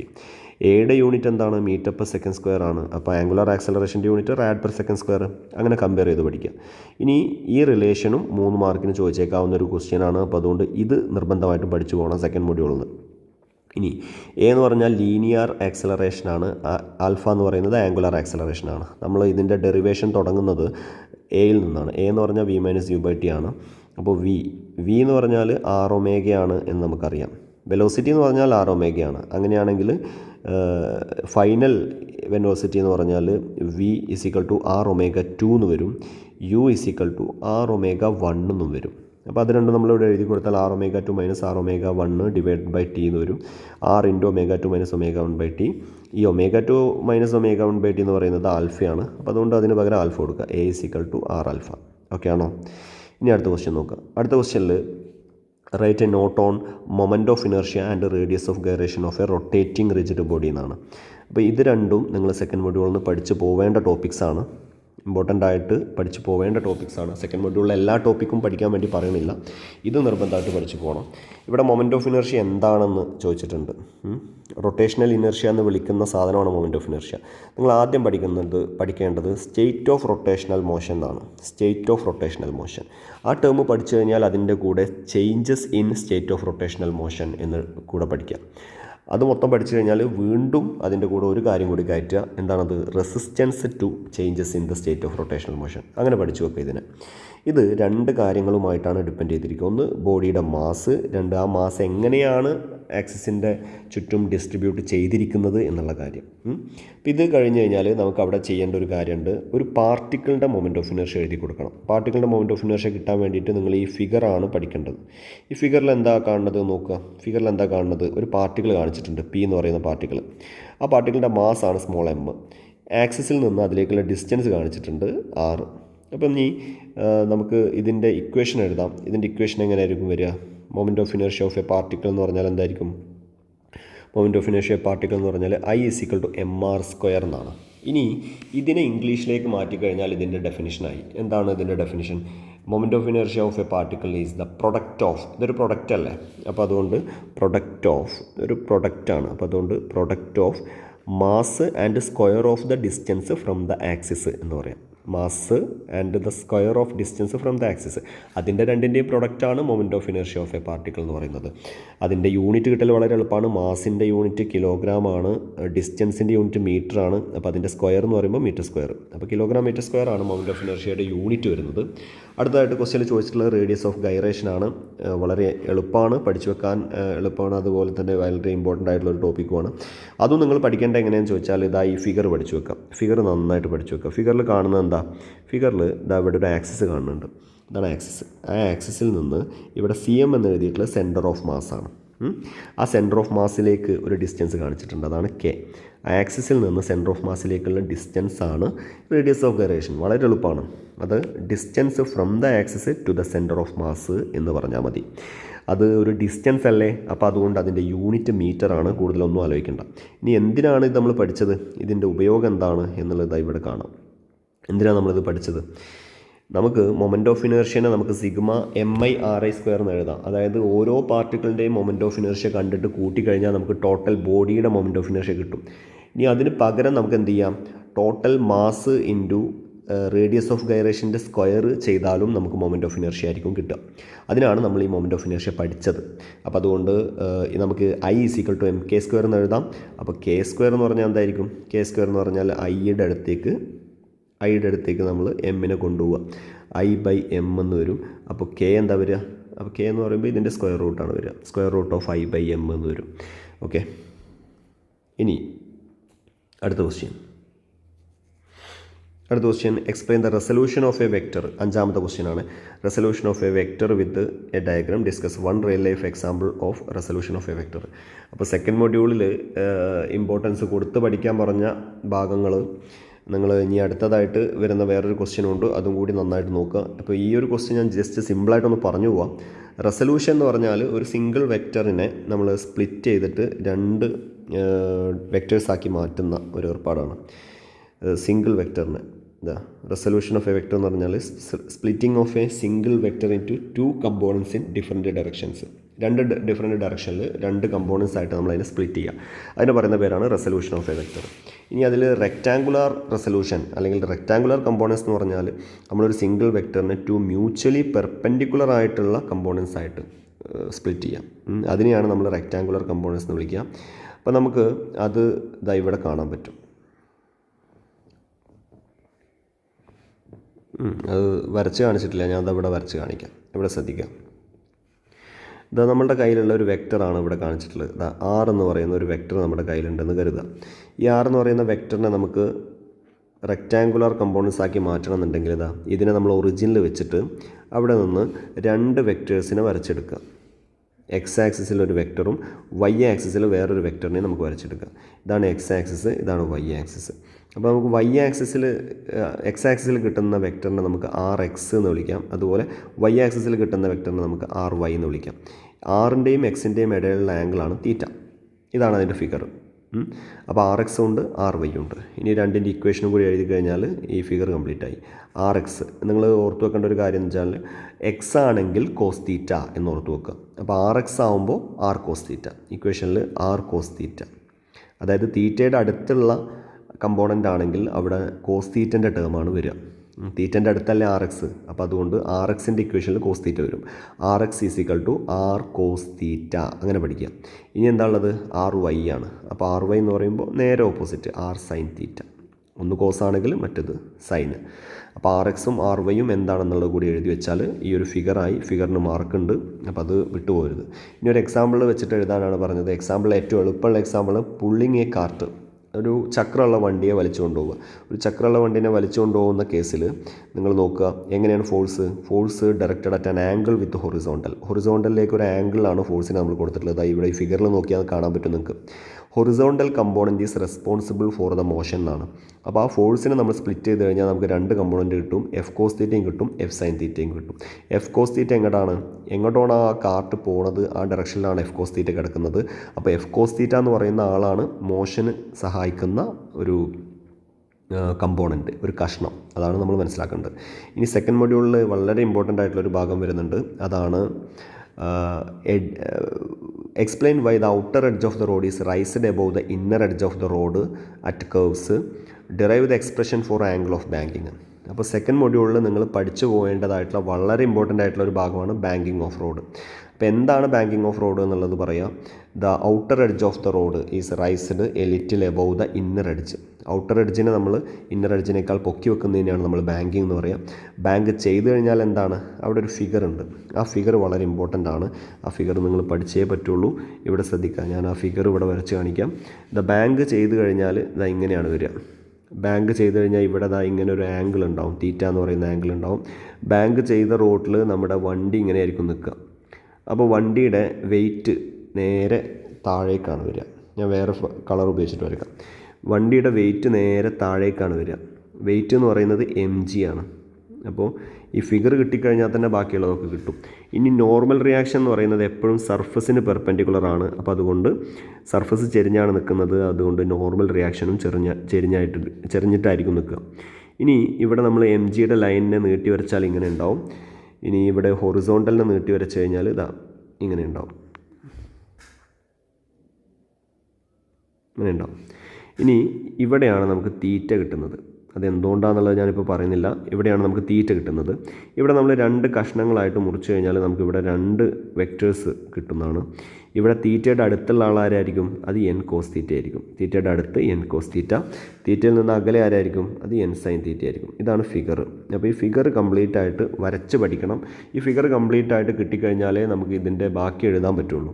ഇനി ഇവിടെ നോക്കുക, ഈ എൻ സൈൻ തീറ്റ എന്ന് പറയുന്ന കഷ്ണം എങ്ങോട്ടാണ് ആക്ട് ചെയ്യുന്നതെന്ന് നോക്കിക്കേ, ശ്രദ്ധിച്ചേ. ഈ എൻ സൈൻ തീറ്റ എന്ന് പറയുന്ന ആൾ നേരെ സെൻറ്ററിലേക്കാണ് ആക്ട് ചെയ്യുന്നത്. അപ്പോൾ ഇവിടെ എൻ സൈൻ തീറ്റയാണ് സെൻട്രിപെറ്റൽ ഫോഴ്സ് കൊടുക്കുന്നത്. ഇതിനാണ് നമ്മൾ ബാങ്ക് ചെയ്യുന്നത്. അതാണ് ഇവിടെ എഴുതിയിട്ടുണ്ടാവുക. അപ്പോൾ ബാങ്കിങ് എന്താണെന്നുള്ളത് ആദ്യം എഴുതുക, അതിനുശേഷം എഴുതുക by banking the component of normal reaction. അതാണ് N sine theta. N sine theta provides centripetal force along with friction. Centripetal force കൊടുക്കുന്നത് ആരാ? എൻ സൈൻ തീറ്റ എന്ന് പറയുന്ന നോർമൽ റിയാക്ഷൻ്റെ ഒരു കഷ്ണമാണ്. അപ്പോൾ അത് നിങ്ങൾ അതിൻ്റെ കൂട്ടത്തിൽ എഴുതി കൊടുക്കുക. ഇനി ആംഗിൾ ഓഫ് ബാങ്കിങ് എന്ന് പറയുന്നതിൻ്റെ ഡെറിവേഷനാണ് ക്വസ്റ്റ്യനിൽ ചോദിച്ചിട്ടുള്ളത്, ഡെറിവേഷൻ. അപ്പോൾ ആ ഡെറിവേഷൻ നിങ്ങൾ നിർബന്ധമായിട്ട് പഠിച്ചു വെക്കേണ്ടതായിട്ടുള്ളൊരു ഡെറിവേഷനാണ്. വളരെ സിമ്പിളായിട്ടുള്ള ഡെറിവേഷനാണ്. എന്താ ചെയ്യേണ്ടതുള്ളൂ, ഈ ഫിഗർ നന്നായിട്ടൊന്ന് പഠിച്ചു വെച്ചാൽ നിങ്ങൾക്ക് ആ ഡെറിവേഷൻ കിട്ടും. ഒന്ന് നോക്കിയാൽ ഇവിടെ താഴേക്ക് mg താഴേക്കാണ്. കണ്ടോ, എം ജി താഴേക്കാണ്, എൻ കോസ് തീറ്റ മേലേക്കാണ്. അപ്പോൾ നിങ്ങൾ എന്ത് ചെയ്യുക, എൻ കോസ് തീറ്റയും എം ജിയും ഈക്വൽ ഓപ്പോസിറ്റും അല്ലേ, അതുകൊണ്ട് N cos theta is equal to M G എന്ന് എഴുതുക. ഇനി അതേപോലെ എൻ സൈൻ തീറ്റ എന്ന് പറയുന്ന ആൾ എങ്ങോട്ടാണ് പോകുന്നത്, സെൻറ്ററിലേക്കാണ്. അതുപോലെ സെൻറ്ററിലേക്ക് പോകുന്ന വേറൊരാളുണ്ടല്ലോ, അതാരാ, സെൻട്രിപിറ്റൽ ഫോഴ്സാണ്. അപ്പോൾ എൻ സൈൻ തീറ്റയാണ് സെൻട്രിപിറ്റൽ ഫോഴ്സ് കൊടുക്കുന്നത് എന്നുള്ളത് കൊണ്ട് N sine theta is equal to M V square by R എന്ന് കൊടുക്കുക. ഇത് ഇക്വേഷൻ 1ഉം ഇത് ഇക്വേഷൻ 2ഉം. ഇനി വളരെ സിമ്പിളാണ്, ഇക്വേഷൻ 1/2 അത് ചെയ്ത് കഴിഞ്ഞാൽ നമുക്ക് ആൻസർ കിട്ടും. N sine theta by N cos theta is equal to M V square by R by M G. മേലെയും എം താഴെയും എം. അപ്പോൾ എം കട്ട് ചെയ്ത് പോകും. ഇനി ബാക്കി വരും എന്താ, എൻ ഇവിടെ നിന്ന് കട്ട് ചെയ്ത് പോകും. Sine theta by cos theta എന്ന് പറഞ്ഞാൽ ടാൻ തീറ്റ വരും. Tan theta is equal to V square by R by G. അപ്പോൾ V square by R G. അപ്പോൾ തീറ്റ കാണണമെന്നുണ്ടെങ്കിൽ ടാൻ ഇൻവേഴ്സ് ഓഫ് ഇതിൻ്റെ വാല്യൂ ബ്രാക്കറ്റിൽ കൊടുക്കുക. അപ്പോൾ tan inverse of V square by R G. ഇവിടെ നിന്ന് ഇത് നിങ്ങൾ പഠിച്ചു വെച്ചാൽ നിങ്ങൾക്ക് ഇവിടെ നിന്ന് കിട്ടാവുന്ന വേറൊന്നുണ്ട്. അത് 7 മാർക്കിൻ്റെ ഒരു കാൽക്കുലേഷൻ ക്വസ്റ്റ്യൻ ആണ്. ഒരു 7 മാർക്കിൻ്റെ കാൽക്കുലേഷൻ ക്വസ്റ്റ്യൻ ഇവിടെ നിന്ന് വരും. എങ്ങനെയായിരിക്കും ആ ക്വസ്റ്റ്യൻ ചോദിക്കുക? ക്വസ്റ്റ്യനിൽ നിങ്ങൾക്ക് ഒരു വണ്ടി, ഒരു വെഹിക്കിൾ ഒരു കർവിലൂടെ വന്നുകൊണ്ടിരിക്കുകയാണെന്ന് പറയും. ആ കർവിൻ്റെ റേഡിയസ് ക്വസ്റ്റ്യനിൽ തരും. അപ്പോൾ നിങ്ങൾ ആർ എന്ന് പറഞ്ഞിട്ട് അതെടുക്കുക. റേഡിയസ് ഒരു 100 മീറ്റർ, ആർ എന്ന് പറഞ്ഞിട്ട് ഒരു 100 മീറ്റർ റേഡിയസിൽ ഒരു കർവ് ഉണ്ട്. ആ കർവിലൂടെ ഒരു വണ്ടി വന്നുകൊണ്ടിരിക്കുകയാണെന്ന് പറയും. അപ്പോൾ നിങ്ങൾ മനസ്സിലാക്കണം, 100 മീറ്റർ റേഡിയസിൽ ഒരു കർവ് എന്ന് പറഞ്ഞാൽ ഒരു വളവാണ്. അതിൻ്റെ radius R is equal to 100 metre ആണ് എന്ന് മനസ്സിലാക്കണം. പിന്നെ ക്വസ്റ്റ്യനിൽ തരുന്ന ഡാറ്റ എന്തായിരിക്കും? ആ വണ്ടിയുടെ സ്പീഡ്, അവിടെ മാക്സിമം പെർമിസിബിൾ സ്പീഡ് ഇത്രയാണ് എന്ന് പറഞ്ഞിട്ട് പറയും. അത് മിക്കവാറും തരിക ചിലപ്പോൾ ആ വണ്ടിയുടെ സ്പീഡ് ക്വസ്റ്റ്യനിൽ ചിലപ്പോൾ ഇങ്ങനെയായിരിക്കും തരിക. ശ്രദ്ധിക്കുക, ക്വസ്റ്റ്യൻ്റെ സ്പീഡ് ചിലപ്പോൾ 72 km/h എന്നൊക്കെ ആയിരിക്കും ചിലപ്പോൾ ക്വസ്റ്റ്യനിൽ സ്പീഡ് തരിക. നമ്മൾ മനസ്സിലാക്കണം, km/h നമുക്ക് കണക്ക് ചെയ്യാൻ പാടില്ല. അപ്പോൾ നമ്മൾ എന്ത് ചെയ്യും, അതിനെ m/s മാറ്റണം. എങ്ങനെ km/h m/s മാറ്റുക? അതിനെ 5/18 കൊണ്ട് ഗുണിച്ചാൽ മതി. 5/18 കൊണ്ട് ഗുണിച്ച് കഴിഞ്ഞാൽ നമുക്കതിന് എന്ത് ചെയ്യാൻ പറ്റും, m/s മാറ്റാൻ പറ്റും. അപ്പോൾ ഇവിടെ നമുക്ക് 20 m/s എന്ന് കിട്ടും. അപ്പോൾ എപ്പോഴും പിന്നെ നമ്മൾ മനസ്സിലാക്കേണ്ടത്, സ്പീഡ് എന്ന് പറഞ്ഞിട്ട് ക്വസ്റ്റ്യനിൽ തന്നിട്ടുണ്ടെങ്കിൽ അവിടെ തന്നത് v ആണ്. അപ്പോൾ v ആണ് നമ്മളിപ്പോൾ കണ്ടുപിടിച്ചത്. 5/18 കൊണ്ട് km/h തന്നതിനെ ഗുണിച്ചപ്പോൾ നമുക്ക് കിട്ടി 20 m/s എന്ന്. അപ്പോൾ 20 m/s ആണ് വെലോസിറ്റി എന്ന് മനസ്സിലാക്കുക. അപ്പോൾ റേഡിയസും നമുക്ക് കിട്ടി, വെലോസിറ്റിയും കിട്ടി. ഇനി കുഴപ്പമില്ല, ഇനി ക്വസ്റ്റ്യനിലെ ആംഗിൾ ഓഫ് ബാങ്കിങ് കാണാൻ പറഞ്ഞു കഴിഞ്ഞാൽ നമുക്ക് ഇതേപോലെ ചെയ്യാം. ടാൻ ഇൻവേഴ്സ് ഓഫ് ബ്രാക്കറ്റിൻ്റെ ഉള്ളിൽ വി സ്ക്വയറിന് പകരം 20യുടെ സ്ക്വയർ ഡിവൈഡഡ് ബൈ ആർ ക്വസ്റ്റ്യനിലുണ്ടല്ലോ, എത്രയാണ്, 100 ഇൻറ്റു ജി എന്ന് പറയുന്നത് ആക്സലറേഷൻ ഡ്യൂ ടു ഗ്രാവിറ്റിയാണ്. അത് 9.8 ആണ്. അപ്പോൾ അത് 9.8 എന്ന് പറഞ്ഞിട്ട് കൊടുക്കുക. ഇനി എപ്പോഴും നിങ്ങൾ ശ്രദ്ധിക്കുക, കാൽക്കുലേറ്ററിൽ ചെയ്യുമ്പോൾ ഒറ്റയടിക്ക് ഇത് കാണുന്നതിനെ കാൽക്കുലേറ്ററിൽ ടൈപ്പ് ചെയ്ത് കൊടുക്കരുത്. പകരം മേലെയുള്ളതിനെ ടൈപ്പ് ചെയ്യുക, അത് ചെയ്ത് കണ്ടുപിടിക്കുക, അതിൻ്റെ ആൻസർ എഴുതുക, എന്നിട്ട് അത് ബ്രാക്കറ്റൊക്കെ കൊടുത്തിട്ട് താഴെയുള്ളത് കണ്ടുപിടിക്കുക, അതിൻ്റെ ആൻസർ ചെയ്യുക, എന്നിട്ട് ഈ ബ്രാക്കറ്റിൻ്റെ ഉള്ളിലുള്ളത് ചെയ്ത് കണ്ടുപിടിക്കുക. എന്നിട്ട് ആ ചെയ്ത് കണ്ടുപിടിക്കുന്നതിന്, ഇപ്പോൾ എക്സാമ്പിൾ പറയുകയാണെന്നുണ്ടെങ്കിൽ നിങ്ങൾക്ക് ഈ ബ്രാക്കറ്റിൻ്റെ ഉള്ളിലെല്ലാം കൂടി കാൽക്കുലേറ്ററിൽ ചെയ്ത് അവസാനം നിങ്ങൾക്ക് ആൻസറായിട്ട് കിട്ടിയത് ഒരു 0.04 ആണെന്ന് വിചാരിക്കും. അപ്പോൾ നിങ്ങൾ എന്താ ചെയ്യേണ്ടത്, 0.04 ആണ് നിങ്ങൾക്ക് കിട്ടിയതെങ്കിൽ ആ 0.04 എന്ന് പറയുന്ന ആൻസറിനെ വേണം നിങ്ങൾ ടാൻ ഇൻവേഴ്സിൻ്റെ ഉള്ളിൽ കൊണ്ടുപോയിടാൻ. ഞാനിവിടെ എഴുതാം തീറ്റ ഈസ് ഈക്വൽ ടു, അപ്പോൾ നിങ്ങൾ എന്തെഴുതണം, ടാൻ ഇൻവേഴ്സ് ഓഫ് 0.04 എന്ന് കൊടുക്കണം.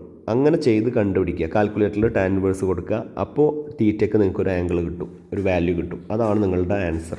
നിങ്ങൾ മനസ്സിലാക്കേണ്ടത് എങ്ങനെയാണ് ടാൻ ഇൻവേഴ്സ് കൊടുക്കേണ്ടത് എന്നാണ്. കാൽക്കുലേറ്ററിൽ ഷിഫ്റ്റ് ടൈപ്പ് ചെയ്തിട്ട് ഷിഫ്റ്റ് എന്ന് പറഞ്ഞിട്ട് ഒരു ബട്ടൺ ഉണ്ടല്ലോ, ഷിഫ്റ്റ് കൊടുത്തിട്ട് അതിൻ്റെ കൂടെ ടാൻ കൊടുത്തു കഴിഞ്ഞാൽ നിങ്ങൾക്ക് ടാൻ ഇൻവേഴ്സ് എന്ന് കിട്ടും. ഷിഫ്റ്റ് കൊടുത്തിട്ട് ടാൻ കൊടുത്തു കഴിഞ്ഞാൽ ടാൻ ഇൻവേഴ്സ് കിട്ടും. അപ്പോൾ അങ്ങനെയാണ് നിങ്ങൾ ടാൻ ഇൻവേഴ്സ് കണ്ടുപിടിക്കേണ്ടത്. ഷിഫ്റ്റ് ടാൻ കേട്ടോ. അങ്ങനെ ടാൻ ഇൻവേഴ്സ് കിട്ടും. ആ ടാൻ ഇൻവേഴ്സ് കിട്ടിക്കഴിഞ്ഞാൽ നിങ്ങൾക്ക് തീറ്റയും വളരെ എളുപ്പത്തിൽ കണ്ടുപിടിക്കാൻ പറ്റും. ഓക്കെ, ഇനി അടുത്ത question state law of conservation of energy and prove it in the case of a freely falling body എന്നാണ്. 3rd മൊഡ്യൂളിൽ നിന്ന് ആകെ ഒരു ഡെറിവേഷൻ മാത്രമേ ഉള്ളൂ. ആ ഡെറിവേഷൻ ചോദിക്കാൻ സാധ്യതയുള്ളത് ഇത് തന്നെയാണ്. എന്താണ് law of conservation of energy എന്നായിരിക്കും ചോദിക്കുക. കുറച്ച് നീളമുള്ള ഒരു ഡെറിവേഷനാണ്. അപ്പോൾ ആദ്യം എന്താണ് കൺസർവേഷൻ ഓഫ് എനർജി എന്നുള്ളത് മനസ്സിലാക്കി വെക്കണം. അത് എളുപ്പമാണ്. Energy can neither be created not destroyed. എനർജീനെ നമുക്ക് നിർമ്മിക്കാനും പറ്റില്ല, നമുക്ക് അതേപോലെ തന്നെ അതിനെ നശിപ്പിക്കാനും പറ്റില്ല. എന്തിനു മാത്രമേ പറ്റുള്ളൂ? ഒരു ഫോമിൽ നിന്ന് വേറൊരു ഫോമിലേക്ക് നമുക്കതിനെ ചേഞ്ച് ചെയ്യാൻ മാത്രമേ പറ്റുള്ളൂ.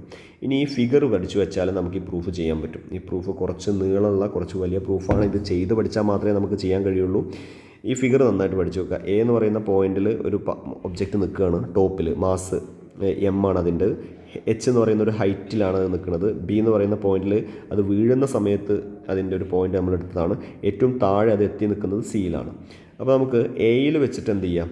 അതിൻ്റെ വെലോസിറ്റി കണ്ടുപിടിക്കുക. എയിൽ വെച്ചിട്ട് അത് അനങ്ങാതെ നിൽക്കുകയാണല്ലോ, അതുകൊണ്ട് അതിൻ്റെ വെലോസിറ്റി 0 ആണ്.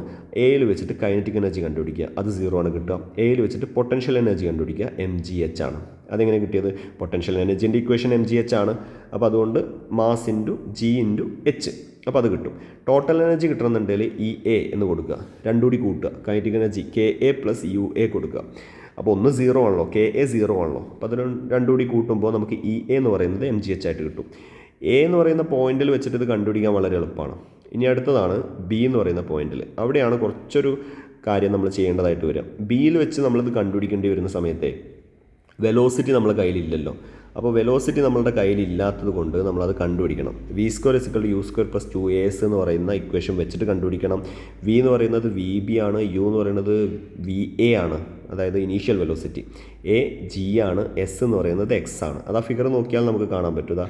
B എന്ന് പറയുന്ന പോയിന്റിലേക്ക് A എന്ന് പറയുന്ന പോയിന്റിൽ നിന്ന് X ഡിസ്റ്റൻസ് ആണ് നമ്മൾ അടയാളപ്പെടുത്തിയിട്ടുള്ളത്. അപ്പോൾ അതുകൊണ്ട് X എന്ന് കൊടുക്കാം.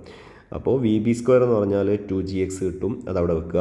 ഇനി കൈനറ്റിക് എനർജി എന്ന് പറഞ്ഞാൽ ½ mVB² ആണ്. അപ്പോൾ നമ്മളത് ഇവിടെ കൊടുത്തു കഴിഞ്ഞാൽ നമുക്ക് കൈനറ്റിക് എനർജി കിട്ടും, mgx എന്ന് പറഞ്ഞിട്ട്.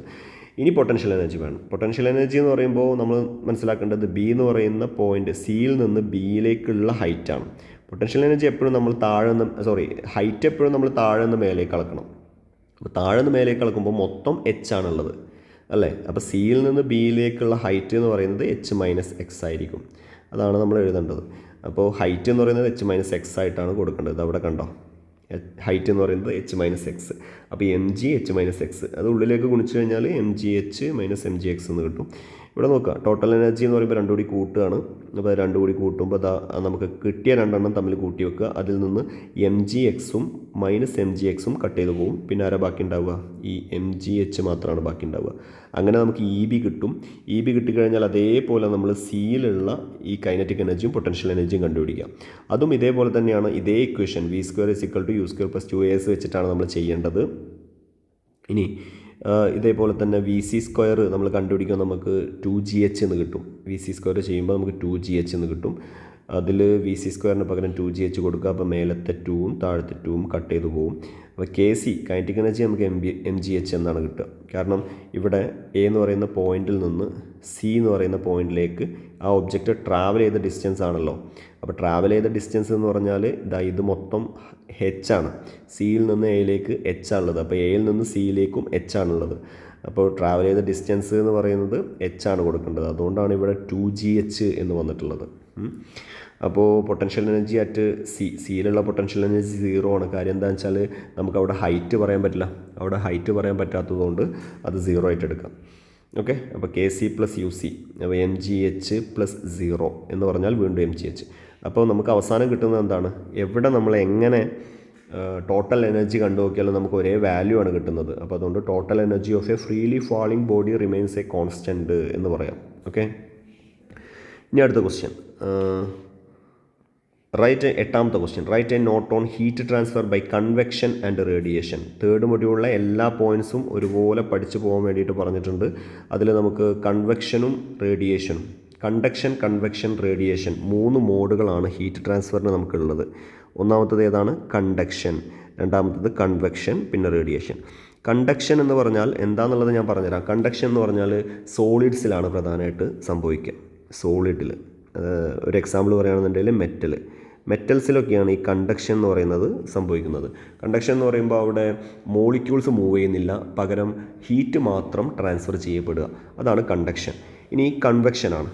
കൺവെക്ഷൻ രണ്ടാമത്തെ മെത്തേഡാണ്. ഹീറ്റ് ട്രാൻസ്ഫർ ചെയ്യപ്പെടാനുള്ള രണ്ടാമത്തെ മെത്തേഡാണ് കൺവെക്ഷൻ. കൺവെക്ഷൻ സംഭവിക്കുന്നത് എവിടെയാണെന്നുള്ളത് പഠിച്ചു വെക്കുക. എവിടെയൊക്കെയാണ്? ലിക്വിഡിലും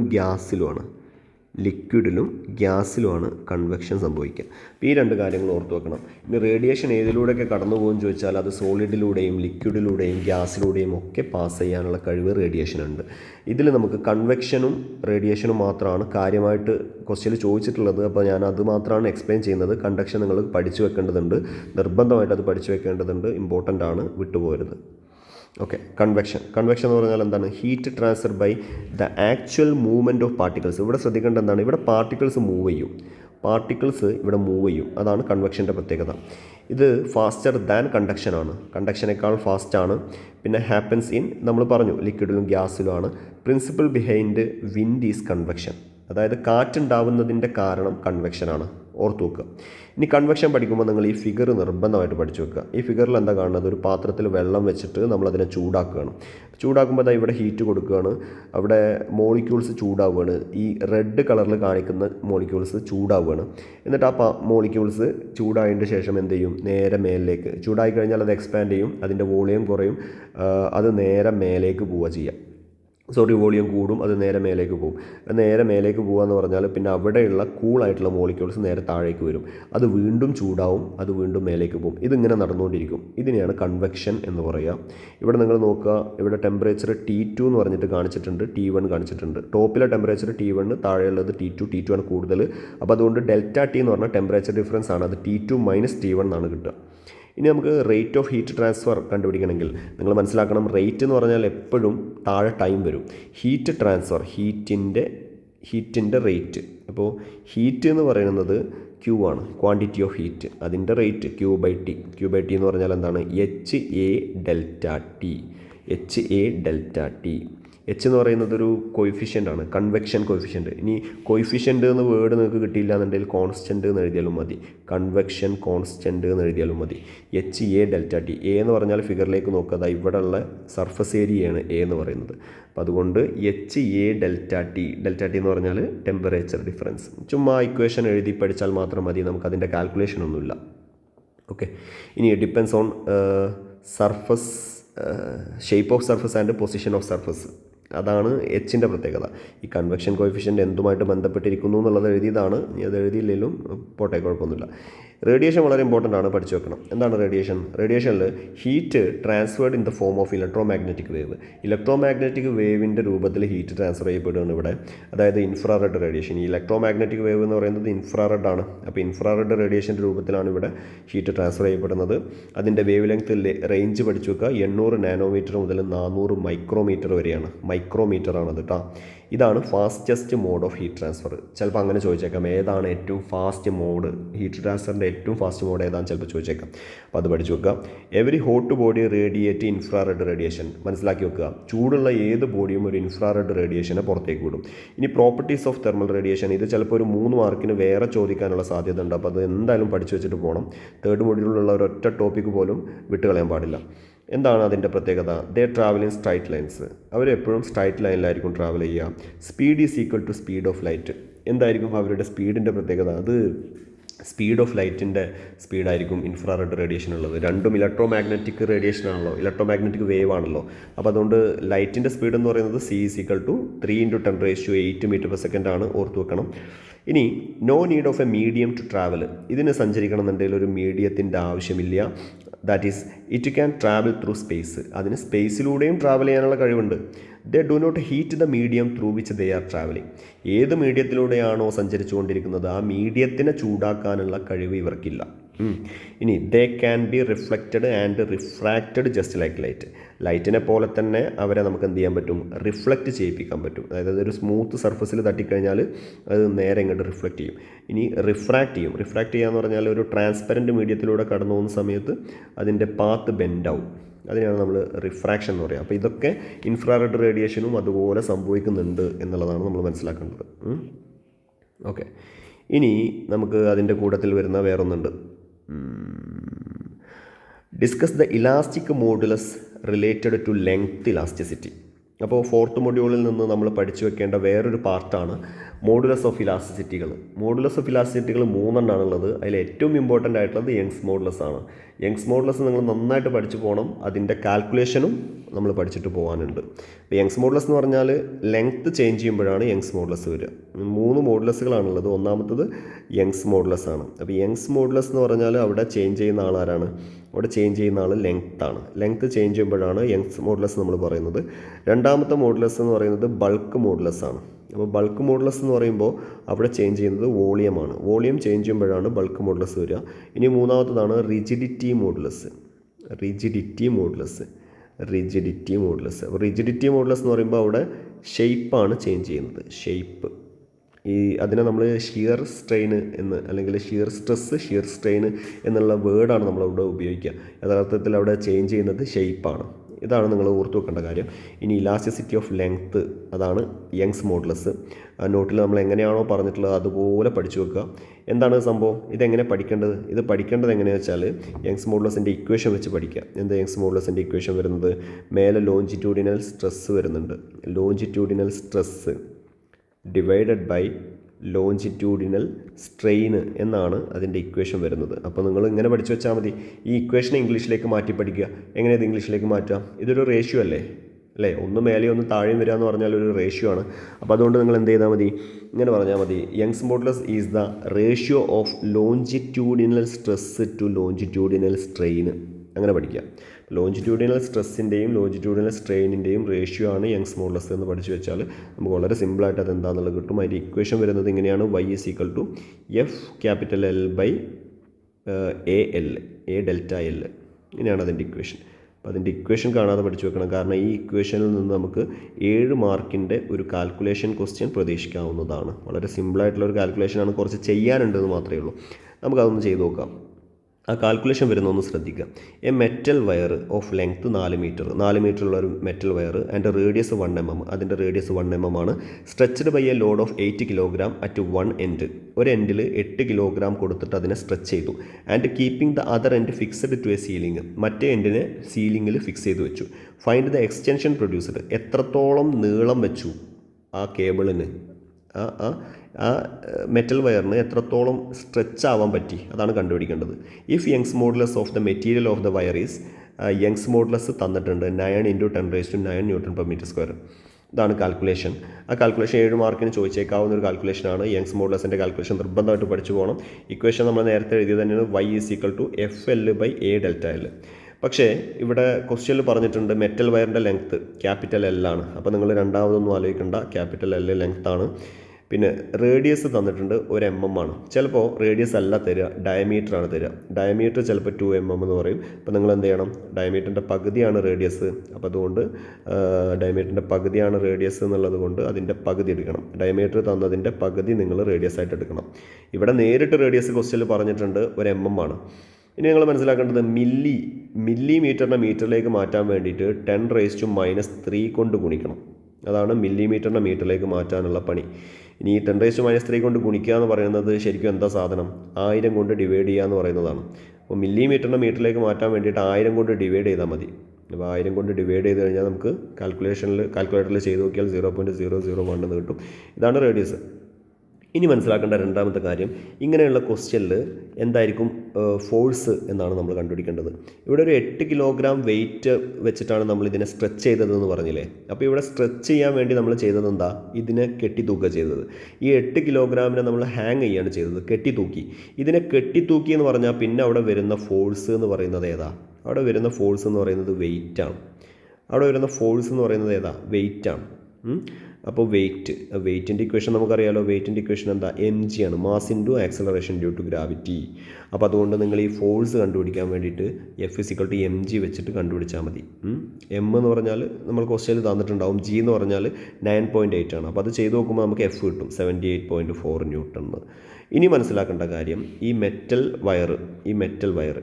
വയറിനെ നമ്മൾ ഇങ്ങനെ മുറിച്ച് കഴിഞ്ഞാൽ, ക്രോസ് സെക്ഷൻ എടുത്തു കഴിഞ്ഞാൽ നമുക്കതിൻ്റെ ഏരിയ ഓഫ് ക്രോസ് സെക്ഷൻ ഏത് രൂപത്തിലാണ് എടുക്കുക? ഒരു മെറ്റൽ വയറിൻ്റെ ഏരിയ ഓഫ് ക്രോസ് സെക്ഷൻ എന്ന് പറഞ്ഞാൽ അതൊരു സർക്കിളായിട്ടാണ് കിടക്കുക. അപ്പോൾ അതുകൊണ്ട് അതിൻ്റെ ഏരിയ കണ്ടുപിടിക്കുക എന്ന് പറഞ്ഞാൽ πr² ആണ് നിങ്ങൾ ചെയ്യേണ്ടത്. അപ്പോൾ എ എന്ന് പറയുന്നത് πr² വെച്ചിട്ട് നിങ്ങൾ കണ്ടുപിടിക്കുക. 6 എന്ന് എഴുതുമ്പോൾ നിങ്ങൾ നോക്കേണ്ടത് മില്ലിമീറ്ററിൽ നിന്ന് മീറ്ററിലേക്ക് മാറ്റി വെച്ചിട്ടില്ല എന്നാണ്. അപ്പോൾ അത് കാൽക്കുലേറ്ററിൽ കൊടുത്തു കഴിഞ്ഞാൽ നിങ്ങൾക്ക് എ കിട്ടും. ഇനി ഒരു പണിയില്ല, y ആണ് നമ്മുടെ ഇക്വേഷൻ. y FL/A∆L ആണ്. അപ്പോൾ അതുകൊണ്ട് അതിൽ എഫ് എഴുതി കൊടുക്കുക. 78.4 നമുക്ക് കിട്ടി. എൽ എന്ന് പറഞ്ഞാൽ മെറ്റൽ വയറിൻ്റെ ലെങ്ത് ആണ്, അത് എഴുതി കൊടുക്കുക. പിന്നെ എ നമ്മൾ കണ്ടുപിടിച്ച് വെച്ചിട്ടുണ്ട്. പിന്നെ അതിൻ്റെ കൂടെ ΔL കണ്ടുപിടിക്കുകയാണ് നമുക്ക് വേണ്ടത്. അപ്പോൾ ΔL നമ്മൾ എന്ത് ചെയ്യുക, ΔL ഇക്വേഷനിൽ ഇങ്ങോട്ട് കൊണ്ടുപോവുക. അപ്പോൾ y താഴേക്ക് വരും. അപ്പോൾ ΔL കണ്ടുപിടിക്കണമെന്നുണ്ടെങ്കിൽ താഴെയാണ് y വരിക. ഇതാണ് y. ഓക്കെ, അപ്പോൾ ഇങ്ങനെ ചെയ്ത് നോക്കിക്കഴിഞ്ഞാൽ നമുക്കതിൻ്റെ ആൻസർ പെട്ടെന്ന് കിട്ടും. അപ്പോൾ ഈ ഒരു ആൻസർ നിർബന്ധമായിട്ട് പഠിച്ചു വെക്കണം. ഈ ഒരു മോഡൽ നിർബന്ധമായിട്ട് നിങ്ങൾ പഠിച്ചു വെക്കണം. ഏതൊക്കെയാണ് ഞാൻ പറഞ്ഞല്ലോ, ഏതൊക്കെയാണ് യങ്സ് മോഡുലസിൻ്റെ കാൽക്കുലേഷൻ ക്വസ്റ്റ്യൻ വരാൻ സാധ്യതയുണ്ട്. പിന്നെ ബൾക്ക് മോഡുലസിൻ്റെ കാൽക്കുലേഷൻ ക്വസ്റ്റ്യൻ വരാൻ സാധ്യതയുണ്ട് മൊഡ്യൂൾ 4 കേട്ടോ. പിന്നെ 4-മതായിട്ട് കണ്ടിന്യൂറ്റി ഇക്വേഷൻ്റെ ക്വസ്റ്റ്യൻ വരാൻ സാധ്യതയുണ്ട്. കണ്ടിന്യൂറ്റി ഇക്വേഷൻ നമ്മൾ നോക്കിക്കഴിഞ്ഞതാണ്. ഈ 2 മോഡൽ നമ്മൾ നോക്കിക്കഴിഞ്ഞാണ്. അപ്പോൾ ഈ കണ്ടിന്യൂറ്റി ഇക്വേഷൻ്റെ ക്വസ്റ്റ്യനും വരാൻ സാധ്യതയുണ്ട്. ഓക്കെ, ഇനി explain the idea of surface tension and discuss an application of surface tension. അപ്പോൾ 4th മൊഡ്യൂളിൽ നിന്ന് അടുത്തതായിട്ട് നിങ്ങൾ പഠിച്ചു പോകേണ്ടതായിട്ടുള്ള അടുത്ത ഭാഗമാണ് സർഫസ് ടെൻഷൻ. അപ്പോൾ സർഫസ് ടെൻഷനിൽ നിന്നൊരു ചോദ്യം നിങ്ങൾക്ക് പ്രതീക്ഷിക്കാൻ പറ്റും. സർഫസ് ടെൻഷൻ എന്താണ് എന്നുള്ളത് നമുക്ക് നോക്കാം. എന്താണ് property of a liquid surface to have minimum surface area and act like a stretched membrane. ഒരു സ്ട്രെച്ച്ഡ് മെംബ്രെയിൻ പോലെ ആക്ട് ചെയ്തിട്ട് അതിന് ലിക്വിഡ് സർഫസിന് ഒരു മിനിമം സർഫസ് ഏരിയ ഉണ്ടാക്കാനുള്ളൊരു പ്രോപ്പർട്ടി, അതിനാണ് സർഫസ് ടെൻഷൻ എന്ന് പറയുക. അതിൻ്റെ റീസണ് നിങ്ങൾ പഠിച്ചു വെക്കുക. ചിലപ്പോൾ അതൊരു 3 മാർക്കിന് ചോദിച്ചേക്കാം. ഇത് മാത്രമായിട്ടൊരു 3 മാർക്കിന് ചോദിക്കാനുള്ള സാധ്യതയുണ്ട്. എന്താണ് സർഫസ് ടെൻഷൻ്റെ റീസൺ എന്നുള്ളത്? എന്താ റീസണ്? ഇവിടെ ഉള്ളിലുള്ള മോളിക്യൂൾ നോക്കിയേ, ആ total force on molecule inside the liquid 0 ആണ്. പക്ഷേ സർഫസിലുള്ള മോളിക്യൂൾ നോക്കിയേ, molecule at the surface experiences a downward force due to pull of molecules below. താഴെയുള്ള മോളിക്യൂൾ അതിനെ പുൾ ചെയ്യുന്നത് കൊണ്ട് സർഫസിലുള്ള മോളിക്യൂളിന് ഒരു താഴേക്ക് ഫോഴ്സ് കിട്ടും. Due to this force liquid tries to minimise its surface area. അപ്പോൾ ആ ഫോഴ്സ് കാരണം ലിക്വിഡ് അതിൻ്റെ സർഫസ് ഏരിയ കുറക്കാൻ വേണ്ടി ശ്രമിക്കും. ജസ്റ്റിലേക്ക് സ്ട്രെച്ച്ഡ് മെംബ്രെയിൻ, അതൊരു സ്ട്രെച്ച്ഡ് മെംബ്രെയിൻ പോലെ ആക്ട് ചെയ്യും. ഇതാണ് സംഭവിക്കുന്നത്. ഇനി അപ്ലിക്കേഷൻസ് ഓഫ് സർഫസ് ടെൻഷൻ. അപ്പോൾ 2 അപ്ലിക്കേഷൻസ് നമ്മൾ പഠിച്ചു വെച്ചിട്ടുണ്ട് നോട്ടിൽ. അപ്പോൾ അതിൽ ഏറ്റവും എളുപ്പമുള്ളത് നന്നായിട്ട് പഠിച്ചു വെക്കുക. 2ഉം പഠിച്ചു വെച്ചോ, തന്നെ നല്ലത്. ഇനി ആക്ഷൻ ഓഫ് ഡിറ്റർജൻറ്റ് ഓൺ ഡേർട്ടാണ്. അതായത് ചളി ഇളകുന്നത് എങ്ങനെയാണ്? 1 end of detergent molecules attached to water. ഡിറ്റർജൻറ്റിൻ്റെ മോളിക്യൂൾ, ഇപ്പോൾ ഡിറ്റർജൻറ്റിൻ്റെ മോളിക്യൂളിൻ്റെ ഒരു എൻഡ് വാട്ടറുമായിട്ട് അട്രാക്റ്റ് ചെയ്യാൻ കഴിവുള്ളതാണ്. Other end is attracted to dirt. ഇനി മറ്റേ എൻഡ് അത് ഡേർട്ട്, ചളിയുമായിട്ട് അട്രാക്ട് ചെയ്യാൻ കഴിയുന്നതാണ്. It reduces surface tension between water and dirt. അപ്പോൾ എന്താ സംഭവിക്കുക? ഇങ്ങനൊരു മോളിക്യൂൾ നമ്മൾ പുതുതായിട്ട് അതിലേക്ക് ആഡ് ചെയ്ത് കഴിഞ്ഞാൽ എന്താ ഉണ്ടാവുക? ഇത് വാട്ടറിൻ്റെയും ഡേർട്ടിൻ്റെയും ഇടയിലുള്ള സർഫസ് ടെൻഷൻ കുറക്കാൻ സഹായിക്കും. അപ്പോൾ അതുകൊണ്ട് dirt is washed away with water. അങ്ങനെ സർഫസ് ടെൻഷൻ കുറയുന്നതുകൊണ്ട് ഈ ചളി വെള്ളത്തിൻ്റെ കൂടെ ഒഴുകി അങ്ങ് പോകും. ഓക്കെ, ഇനി തിയറി ക്വസ്റ്റ്യൻ ആണ്. അത് വരുന്നത് എന്താണ്? മെർക്കുറി തെർമോമീറ്ററും പൈറോമീറ്ററും. അത് 3rd മൊഡ്യൂളിൽ വരുന്നതാണ്. അപ്പോൾ 3rd മൊഡ്യൂളിൽ വരുന്നതായതുകൊണ്ട് തന്നെ എല്ലാ ടോപ്പിക്കും ഒരുപോലെ പഠിച്ചു വെക്കാൻ വേണ്ടിയിട്ട് പറഞ്ഞിട്ടുണ്ട്. ഇവിടെ വർക്കിംഗ് ആണ്, മെർക്കുറി തെർമോമീറ്ററിൻ്റെയും പൈറോമീറ്ററിൻ്റെയും വർക്കിംഗ് ആണ് നമുക്കിപ്പോൾ എഴുതാനുള്ളത്. അപ്പോൾ നമ്മളത് എഴുതാൻ വേണ്ടിയിട്ട് നോക്കാം. ഇതാ mercury thermometer, liquid in glass thermometer എന്നും നമ്മളിതിനെ വിളിക്കാറുണ്ട് കേട്ടോ. ഇതെവിടെ ഉപയോഗിക്കുക? ലാബിലും മെഡിക്കൽ ഫീൽഡിലുമാണ് ഉപയോഗിക്കുക. Working principle thermal expansion of liquids ആണ്. അതായത് ടെമ്പറേച്ചർ വരുന്ന സമയത്ത് ലിക്വിഡ് അതിൻ്റെ വോളിയം എക്സ്പാൻഡ് ചെയ്യും. അതാണ് നമ്മളിവിടെ ഉപയോഗിക്കുന്ന ഒരു മെത്തേഡ്. ഇനി ഇതിൽ ഈ ഫിഗർ കറക്റ്റായിട്ട് വരച്ച് പഠിക്കുക. ഫിഗർ വരച്ച് പഠിച്ചാൽ തന്നെ നമുക്കിതിൻ്റെ വർക്കിംഗ് പറയാൻ പറ്റും. ഈ മാർക്ക് കിട്ടും. എങ്ങനെയാണ് ഫിഗർ വരക്കേണ്ടത്? ഒരു ഗ്ലാസ് ട്യൂബ് വരക്കുക. കണ്ടോ, ഒരു ഗ്ലാസ് ട്യൂബ് വരക്കുക. ഈ ഷേപ്പ് ഓർത്ത് വെക്കുക. ഇനി ആ ഗ്ലാസ് ട്യൂബിൻ്റെ ഉള്ളിലൊരു കാപ്പിലറി ട്യൂബ് വരക്കുക. ഈ ബ്ലാക്ക് കളറിൽ ഇങ്ങനെ തുടങ്ങിയിട്ട് ഇങ്ങനെ കാണുന്ന ഞാൻ ഈ റെഡ് കളർ കൊണ്ട് ഇങ്ങനെ വരക്കാം.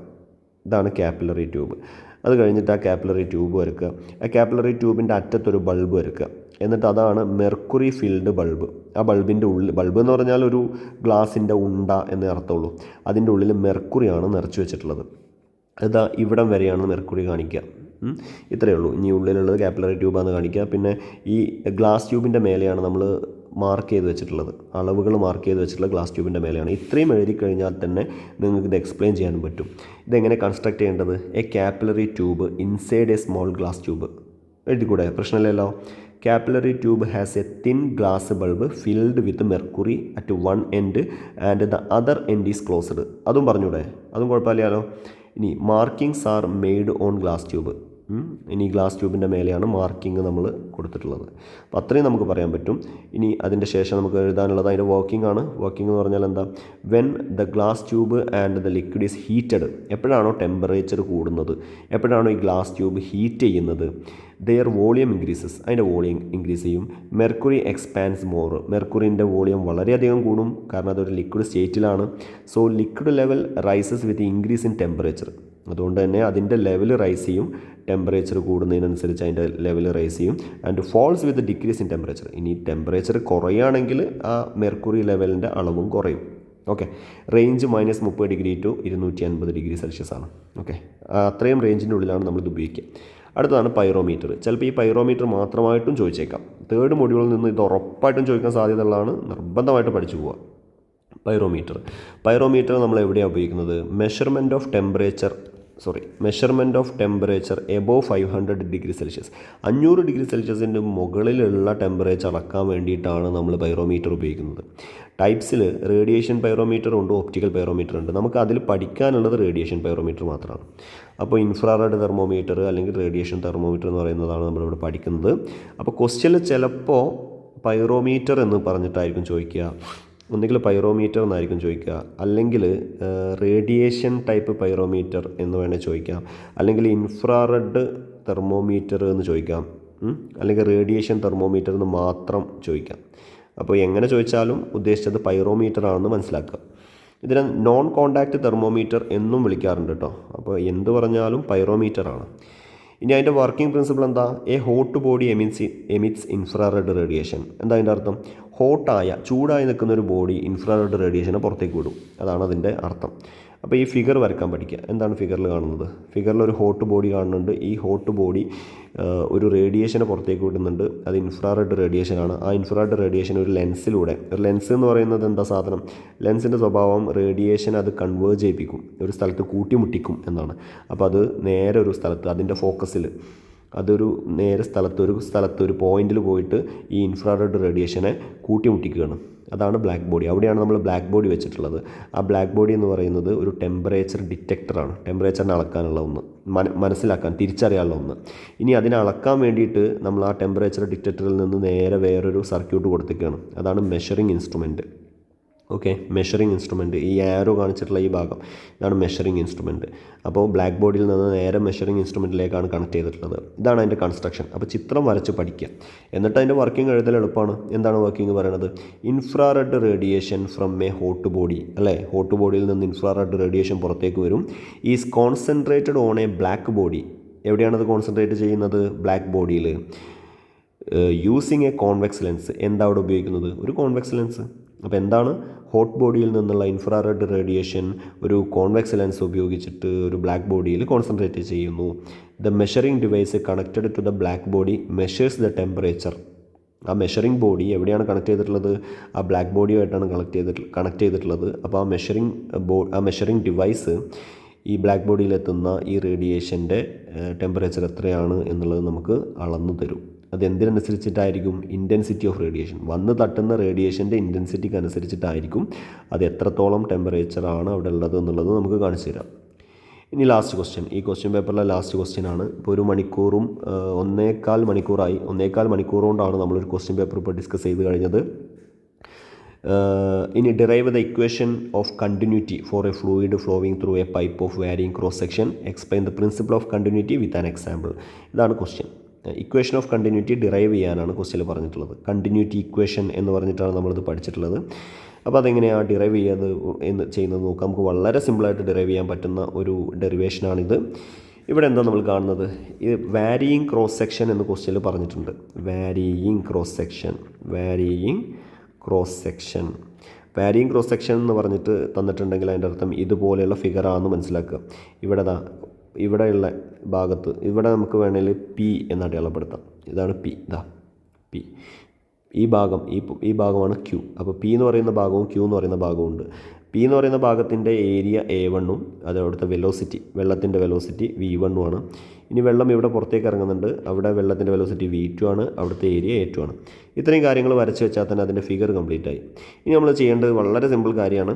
ഇപ്പോൾ ആദ്യം നമ്മൾ ഡിസ്റ്റൻസ് എഴുതുക. ഡിസ്റ്റൻസ് ട്രാവൽഡ് ബൈ ഫ്ലൂയിഡ്, ആ വെള്ളം ട്രാവൽ ചെയ്യുന്ന ഡിസ്റ്റൻസ് അറ്റ് പിയിൽ എത്ര ഡിസ്റ്റൻസ് ആണ്. ഡിസ്റ്റൻസ് കിട്ടാൻ വേണ്ടിയിട്ട് വെലോസിറ്റി ഇൻറ്റു ടൈം ചെയ്താൽ മതി. അതായത് V1 × ΔT എന്ന് കൊടുത്താൽ മതി. ഇനി വോളിയം വേണം, വോളിയം കിട്ടണം. അപ്പോൾ വോളിയം കിട്ടുന്നുണ്ടെങ്കിൽ ഡിസ്റ്റൻസിൻ്റെ കൂടെ ഏരിയ ഗുണിച്ചാൽ മതി. അപ്പോൾ നോക്കിയേ, അപ്പോൾ P വോളിയം അറ്റ് P എന്ന് എഴുതിയാൽ മതി. എത്രയാണ്? A1 V1 ΔT. കണ്ടോ, ഡിസ്റ്റൻസ് ആയിട്ടുള്ള V1 ΔTൻ്റെ കൂടെ നമ്മൾ എന്ത് ഗുണിച്ചു? A1 ഗുണിച്ചു. അടുത്തത് മാസ് അറ്റ് പോയിൻറ്റ് P എന്ന് എഴുതിയാലും മതി. മാസ് കിട്ടണമെന്നുണ്ടെങ്കിൽ ആ വോളിയത്തിൻ്റെ കൂടെ ഡെൻസിറ്റി ഗുണിക്കുക. അപ്പോൾ കിട്ടിയ സാധനത്തിൻ്റെ കൂടെ ഡെൻസിറ്റി ഗുണിക്കുക. അപ്പോൾ ഇതാണ് rho into A1 V1 ΔT. അപ്പോൾ പീത്തത് കിട്ടി മാസ്. അത്രയും കണ്ടുപിടിച്ചാൽ പിന്നെ എളുപ്പമാണ്. Mass of fluid leaving at Q എന്ന് എഴുതുക. ക്യൂവിലൂടെ പുറത്തേക്ക് വരുന്ന മാസ് എത്രയായിരിക്കും? ഇതിന് നേരെ രണ്ടാമത്തെ പോയിൻറ്റിൻ്റെ കാര്യങ്ങൾ കൊടുത്താൽ മതി. എന്താണത്? റോ തന്നെ. A1 ആകുമ്പോൾ എന്താവും? A2 ആവും. ക്യൂവിൻ്റെ കേസ് ആകുമ്പോൾ A2 ആവും. V1 ആകുമ്പോൾ ക്യൂവിൻ്റെ കേസ് V2 ആവും. ΔT തന്നെ. അപ്പോൾ ΔT തന്നെ. അപ്പോൾ റോ എന്ന് പറഞ്ഞാൽ A2 V2 ΔT, sorry Q എന്ന് പറഞ്ഞാൽ റോ A2 V2 ΔT എന്ന് കിട്ടും. ഇനി നമ്മൾ മനസ്സിലാക്കേണ്ടത് mass entering is equal to mass leaving ആണ്. പിയിലേക്ക് കയറുന്ന വെള്ളത്തിൻ്റെ മാസ് ഈസ് ഈക്വൽ ടു പിയിൽ നിന്ന് ലീവ് ചെയ്യുന്ന വെള്ളത്തിൻ്റെ മാസ്. അപ്പോൾ ഇത് രണ്ടും കൂടി ഇക്വേറ്റ് ചെയ്ത് എഴുതുക. നമ്മൾ ഈ കണ്ടുപിടിച്ച പിൻ്റെ കേസും ക്യൂവിൻ്റെ കേസും തമ്മിൽ ഇക്വേറ്റ് ചെയ്ത് എഴുതുക. രണ്ടും ഈക്വലാന്ന് പറഞ്ഞിട്ട് എഴുതുക. ഇനി ഇവിടെ നിന്ന് എന്തൊക്കെയാണ് വെട്ടിപ്പോവുക? റോ ഉണ്ട് ഇവിടെ, അത് രണ്ടും വെട്ടിപ്പോവും. ΔT ഉണ്ട് ഇവിടെ, ΔT ഉണ്ട് ഇവിടെ, അത് രണ്ടും വെട്ടിപ്പോവും. അവസാനം എന്താ ഇക്വേഷൻ ആവുക? A1 V1 = A2 V2. ഇത് നമുക്ക് AV = കോൺസ്റ്റൻറ്റ് എന്നുള്ള രൂപത്തിൽ എഴുതാൻ പറ്റും. അതാണ് നമ്മൾ മനസ്സിലാക്കേണ്ടത്. ഇനി എന്താ എഴുതേണ്ടത്? അതിൻ്റെ ഇംഗ്ലീഷിലേക്ക് അതിനെ മാറ്റി എഴുതുക. അതിനെങ്ങനെ ഇംഗ്ലീഷിലേക്ക് മാറ്റി എഴുതുക? AV എന്ന് പറയുന്നത് product of area and velocity അല്ലേ? അത് തന്നെ, the product of area and velocity of an ideal fluid. ഇതാണ് അതിൻ്റെ കൂട്ടത്തിൽ ചേർത്ത് കൊടുക്കേണ്ട സാധനം. Ideal fluid flowing through a pipe of varying cross sectional area remains a constant. Varying cross sectional area ഉള്ള ഒരു പൈപ്പിലൂടെ ഒഴുകിക്കൊണ്ടിരിക്കുന്ന ഒരു ഫ്ലൂയിഡിൻ്റെ ഏരിയ ഇൻറ്റു വെലോസിറ്റി അല്ലെങ്കിൽ product of area and velocity എന്തായിരിക്കും? ഒരു കോൺസ്റ്റൻ്റ് ആയിട്ടിരിക്കും. അതാണ് റിമെയിൻ എ കോൺസ്റ്റൻറ്റ്. ഓക്കെ, ഇനി അതിൻ്റെ എക്സാമ്പിൾ എന്താ എഴുതുക? When the opening of a hose pipe is half covered with the thumb. അതായത് നമ്മളൊരു ഹോസ് പൈപ്പിൻ്റെ വായ് ഭാഗം പകുതി പൊത്തിപ്പിടിച്ചാൽ the velocity of the flow through the pipe increases. അതിലൂടെയുള്ള വെള്ളത്തിൻ്റെ വെലോസിറ്റി കൂടും. According to equation of continuity velocity increases as area decreases. എന്താ സംഭവിക്കുക? കണ്ടിന്യൂറ്റി ഇക്വേഷൻ പ്രകാരം വെലോസിറ്റി ഇൻക്രീസ് ചെയ്ത് കഴിഞ്ഞാൽ ഏരിയ ഡിക്രീസ് ചെയ്യും. അതാണ് നമ്മൾ മനസ്സിലാക്കേണ്ടത്. അപ്പോൾ ഇങ്ങനെയാണ് AV = കോൺസ്റ്റൻ്റ് എന്ന് പറഞ്ഞാൽ അതിൻ്റെ അർത്ഥം A inversely proportional to velocity എന്നാണ്. അതുകൊണ്ട് ഏരിയ കൂടുക എന്ന് പറഞ്ഞാൽ വെലോസിറ്റി കുറയുക എന്നാണ് അതിൻ്റെ അർത്ഥം. ഓക്കെ, അപ്പോൾ ഇത്രയാണ് നമുക്ക് ഈ ഒരു ക്വസ്റ്റ്യൻ പേപ്പറിൽ ഡിസ്കസ് ചെയ്യാനുള്ളത്. ഇനി നമ്മൾ നോക്കാൻ പോകുന്നത് നമുക്ക് വളരെ ഇമ്പോർട്ടൻ്റ് ആയിട്ട് വരുന്ന ഫസ്റ്റ് മൊഡ്യൂളിലെയും സെക്കൻഡ് മൊഡ്യൂളിലൊക്കെ ഇമ്പോർട്ടൻ്റ് ആയിട്ട് വരുന്ന ഏതെങ്കിലും ഉണ്ടോ നോക്കുക. ഉണ്ടെങ്കിൽ നമുക്കത് നന്നായിട്ടൊന്ന് പഠിച്ചു വെക്കാം. ഓക്കെ, അപ്പോൾ ഇത് ഫസ്റ്റ് മൊഡ്യൂളാണ്. അപ്പോൾ ഇവിടെ നിന്ന് നമുക്ക് ഇനി നിർബന്ധമായിട്ട് പഠിച്ചു വെക്കേണ്ടതായിട്ടുള്ള ഏതെങ്കിലും ഭാഗങ്ങൾ ഉണ്ടെങ്കിൽ നമുക്കത് മാത്രം പറഞ്ഞിട്ട് പോകാം. എറേഴ്സ് ഇൻ മെഷർമെൻ്റൊക്കെ നമ്മളിപ്പോൾ നോക്കിയതാണ്. ഇവിടെ ഇങ്ങനെ ഒരു ക്വസ്റ്റ്യൻ വരാൻ സാധ്യതയുണ്ട്. എറർ കാൽക്കുലേഷൻ ഒരു ക്വസ്റ്റ്യനായിട്ട് വരാൻ സാധ്യതയുണ്ട്. അപ്പോൾ അതെങ്ങനെയാണ് നമ്മൾ ചെയ്യേണ്ടതെന്ന് ചോദിച്ചു കഴിഞ്ഞാൽ നമുക്ക് ഒരു ക്വസ്റ്റ്യൻ മോഡൽ വെച്ചിട്ട് നമുക്ക് വേണമെങ്കിൽ അത് നോക്കാം. ഒരു ക്വസ്റ്റ്യൻ മോഡൽ നമുക്കിതാ ഒരു എക്സാമ്പിൾ ക്വസ്റ്റ്യനായിട്ട് ഞാനിപ്പോൾ ഒരു സിമ്പിൾ ക്വസ്റ്റ്യൻ വേണമെങ്കിൽ ഞാൻ പറയാം. എങ്ങനെയാണ് ചെയ്യേണ്ടതെന്നുള്ളതൊന്ന് ശ്രദ്ധിച്ചാൽ മതി നിങ്ങൾ. ഒരു സിമ്പിൾ ക്വസ്റ്റ്യനിൽ പറയുകയാണ് the measurement of a time involves അല്ലെങ്കിൽ a measurement of time involves following measurements എന്ന് പറഞ്ഞിട്ട് വേണമെച്ചാൽ ക്വസ്റ്റ്യനിൽ ഇങ്ങനെ പറയാം. ക്വസ്റ്റ്യനിൽ 2.48 സെക്കൻഡ്, 2.43 സെക്കൻഡ്, 2.51 സെക്കൻഡ്, 2.53 സെക്കൻഡ്. ഇങ്ങനെയാണ് നമ്മൾ ഒരു മെഷർമെൻറ്റ് ഓഫ് ടൈം മെഷർ ചെയ്തപ്പോൾ നമുക്ക് ഇങ്ങനെയാണ് കിട്ടിയത് എന്ന് പറഞ്ഞിട്ട് ക്വസ്റ്റ്യനിൽ പറയും. നമ്മളതിൻ്റെ റിലേറ്റീവ് എറർ കണ്ടുപിടിക്കുക, അബ്സല്യൂട്ട് എറർ കണ്ടുപിടിക്കുക, അതേപോലെ നമ്മളതിൻ്റെ റിലേറ്റീവ് എറർ കണ്ടുപിടിക്കുക, അബ്സല്യൂട്ട് എറർ, റിലേറ്റീവ് എറർ, അത് കഴിഞ്ഞിട്ട് അതിൻ്റെ പെർസെൻറ്റേജ് എറർ, ഇത് മൂന്നും കണ്ടുപിടിക്കുക എന്ന് പറഞ്ഞിട്ട് ക്വസ്റ്റ്യൻ വരും. അപ്പോൾ നമ്മൾ ഇതെങ്ങനെയാണ് ചെയ്യേണ്ടത് എന്നുള്ളതാണ് നോക്കേണ്ടത്. അപ്പോൾ ആദ്യം നമുക്ക് വേണ്ടത് അബ്സല്യൂട്ട് എററാണ്. അപ്പോൾ അബ്സല്യൂട്ട് എറർ കിട്ടണമെന്നുണ്ടെങ്കിൽ നമ്മൾ ആദ്യം ചെയ്യേണ്ടതെന്ന് വെച്ചാൽ ഈ ക്വസ്റ്റ്യനിൽ തന്നിട്ടുള്ള സാധനങ്ങൾക്ക് ആദ്യം A1, A2, A3 എന്നൊക്കെ പറഞ്ഞിട്ട് ഇങ്ങനെ കൊടുക്കുക. A4 ഇവിടെ 4 ഉള്ളത്. ഇനി ആദ്യം ചെയ്യേണ്ടത് ഇതിൻ്റെ മീൻ കണ്ടുപിടിക്കുക എന്നുള്ളതാണ്. എ മീൻ. അപ്പോൾ എ മീൻ കിട്ടണമെന്നുണ്ടെങ്കിൽ എന്താ ചെയ്യേണ്ടത്? ഇതെല്ലാം കൂടി കൂട്ടുക. 2.48ഉം 2.43ഉം 2.51ഉം 2.53ഉം കൂടി കൂട്ടുക. എല്ലാം കൂടി കൂട്ടുക. ബ്രാക്കറ്റ് കൊടുക്കണേ. ഡിവൈഡഡ് ബൈ എണ്ണം കൊണ്ട് ഹരിക്കുക 4. അപ്പോൾ നമുക്കിവിടെ എ മീൻ എന്ന് പറഞ്ഞിട്ട് അതിൻ്റെ വാല്യൂ കിട്ടും. എ മീൻ എത്രയാണോ അത് കിട്ടും. അത് കിട്ടിക്കഴിഞ്ഞതിൻ്റെ ശേഷമാണ് നമ്മൾ അടുത്തത് അബ്സല്യൂട്ട് എററുകൾ കണ്ടുപിടിക്കേണ്ടത്. അബ്സല്യൂട്ട് എററുകൾ എങ്ങനെയാണ് കണ്ടുപിടിക്കേണ്ടതെന്ന് ഇവിടെ തന്നിട്ടുണ്ട്. കണ്ടോ, ഡെൽറ്റ A1 കിട്ടണമെന്നുണ്ടെങ്കിൽ എ മീനിൽ നിന്ന് A1 കുറക്കുക. ഡെൽറ്റ A2 ആണെങ്കിൽ എ മീനിൽ നിന്ന് A2. അങ്ങനെ ചെയ്ത് കഴിഞ്ഞാൽ നമുക്ക് അബ്സല്യൂട്ട് എറേഴ്സ് കണ്ടുപിടിക്കാം. പക്ഷേ ഇവിടെ ശ്രദ്ധിക്കേണ്ടത് എന്താ വെച്ചാൽ നമ്മൾ ഇതിൻ്റെയൊക്കെ പോസിറ്റീവ് വാല്യൂ മാത്രമേ എടുക്കാൻ പാടുള്ളൂ. മൈനസ് വന്നാലും പോസിറ്റീവ് എടുക്കാൻ പാടുള്ളൂ. അതിന് ശേഷം നമ്മൾ ഇതാ ഇവിടെ അതിൻ്റെ മീൻ കണ്ടുപിടിക്കുക. ഡെൽറ്റ എ മീൻ കണ്ടുപിടിക്കുക. ഡെൽറ്റ എ മീൻ കണ്ടുപിടിക്കുക എന്ന് പറയുമ്പോൾ ആ കിട്ടിയ സാധനങ്ങളെല്ലാം കൂടി കൂട്ടിയിട്ട് എണ്ണം കൊണ്ട് ഡിവൈഡ് ചെയ്യുക. ഇനി ഇത് മൈൻഡ് ചെയ്യേണ്ട. റിലേറ്റീവ് എറർ കണ്ടുപിടിക്കണമെന്നുണ്ടെങ്കിൽ നമുക്ക് ഇപ്പോൾ കിട്ടിയിട്ടുള്ള ഈ delta a mean divided by a mean കൊടുത്തു കഴിഞ്ഞാൽ നമുക്ക് റിലേറ്റീവ് എറർ കണ്ടുപിടിക്കും. അതിൻ്റെ കൂടെ അതിനെ 100 കൊണ്ട് നമ്മൾ മൾട്ടിപ്ലൈ ചെയ്ത് കഴിഞ്ഞാൽ നമുക്ക് എന്ത് കിട്ടും? പെർസെൻറ്റേജ് എററും കിട്ടും. അപ്പോൾ ഇങ്ങനത്തെ ഒരു കാൽക്കുലേഷൻ ഉണ്ട്. അങ്ങനത്തെ ഒരു കാൽക്കുലേഷൻ നമുക്ക് ചെയ്യാനുണ്ട്. അപ്പോൾ ആ കാൽക്കുലേഷൻ നിർബന്ധമായിട്ട് പഠിച്ചു പോകണം. എററിൻ്റെ കാൽക്കുലേഷൻ നിർബന്ധമായിട്ട് നിങ്ങൾ പഠിച്ചു പോകാനുള്ളൊരു കാൽക്കുലേഷനാണ്. അപ്പോൾ അത് ചെയ്യാൻ വേണ്ടിയിട്ട് നിൽക്കുകയാണെന്നുണ്ടെങ്കിൽ കുറേ അധികം സമയം അത് പോവും. അപ്പോൾ ഞാനത് ചെയ്യാൻ വേണ്ടിയിട്ട് നിൽക്കണില്ല. നിങ്ങൾ അത് ചെയ്ത് പഠിക്കുക. ചെയ്ത് പഠിക്കൽ നിർബന്ധമാണ്.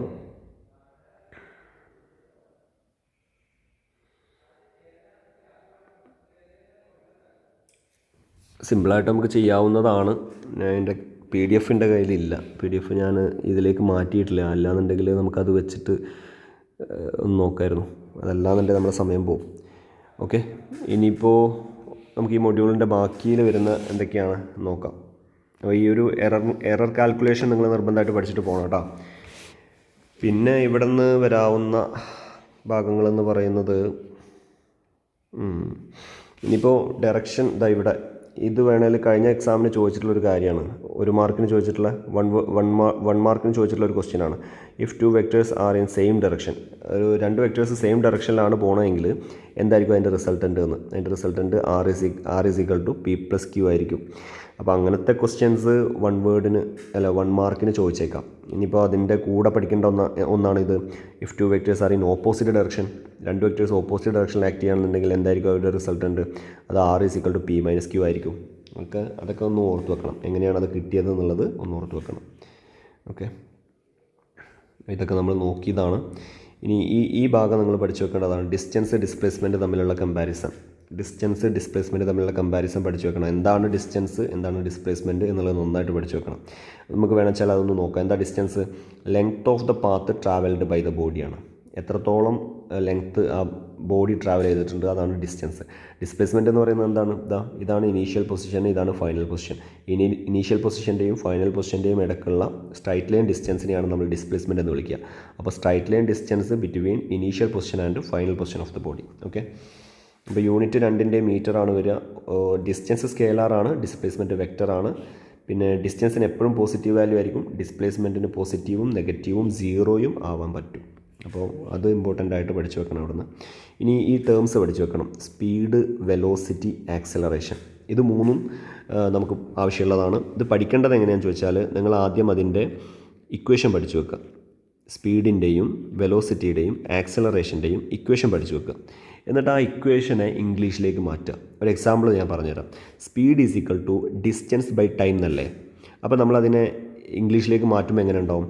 Speed is the distance travelled by the object in unit time. കണ്ടോ, speed is the distance travelled by the object in unit time. അങ്ങനെയാണ് നമുക്കതിനെ ഇംഗ്ലീഷിലേക്ക് മാറ്റി വെക്കാൻ പറ്റുക. വെലോസിറ്റിയും അതുപോലെ തന്നെ. It is the displacement in unit time. ആക്സലറേഷനും അതുപോലെ തന്നെ. Acceleration is the change in velocity in unit time. Unit time എന്ന് പറഞ്ഞാൽ ഒരു സെക്കൻഡാണ്, അത് ഓർമ്മയിലുണ്ടാവണം. ഓക്കെ, ഇനി ഇത് 3 മാർക്കിന് ചോദിച്ചേക്കാവുന്ന ഒരു ക്വസ്റ്റ്യനാണ് ഇക്വേഷൻ ഓഫ് കണ്ടിന്യൂറ്റി.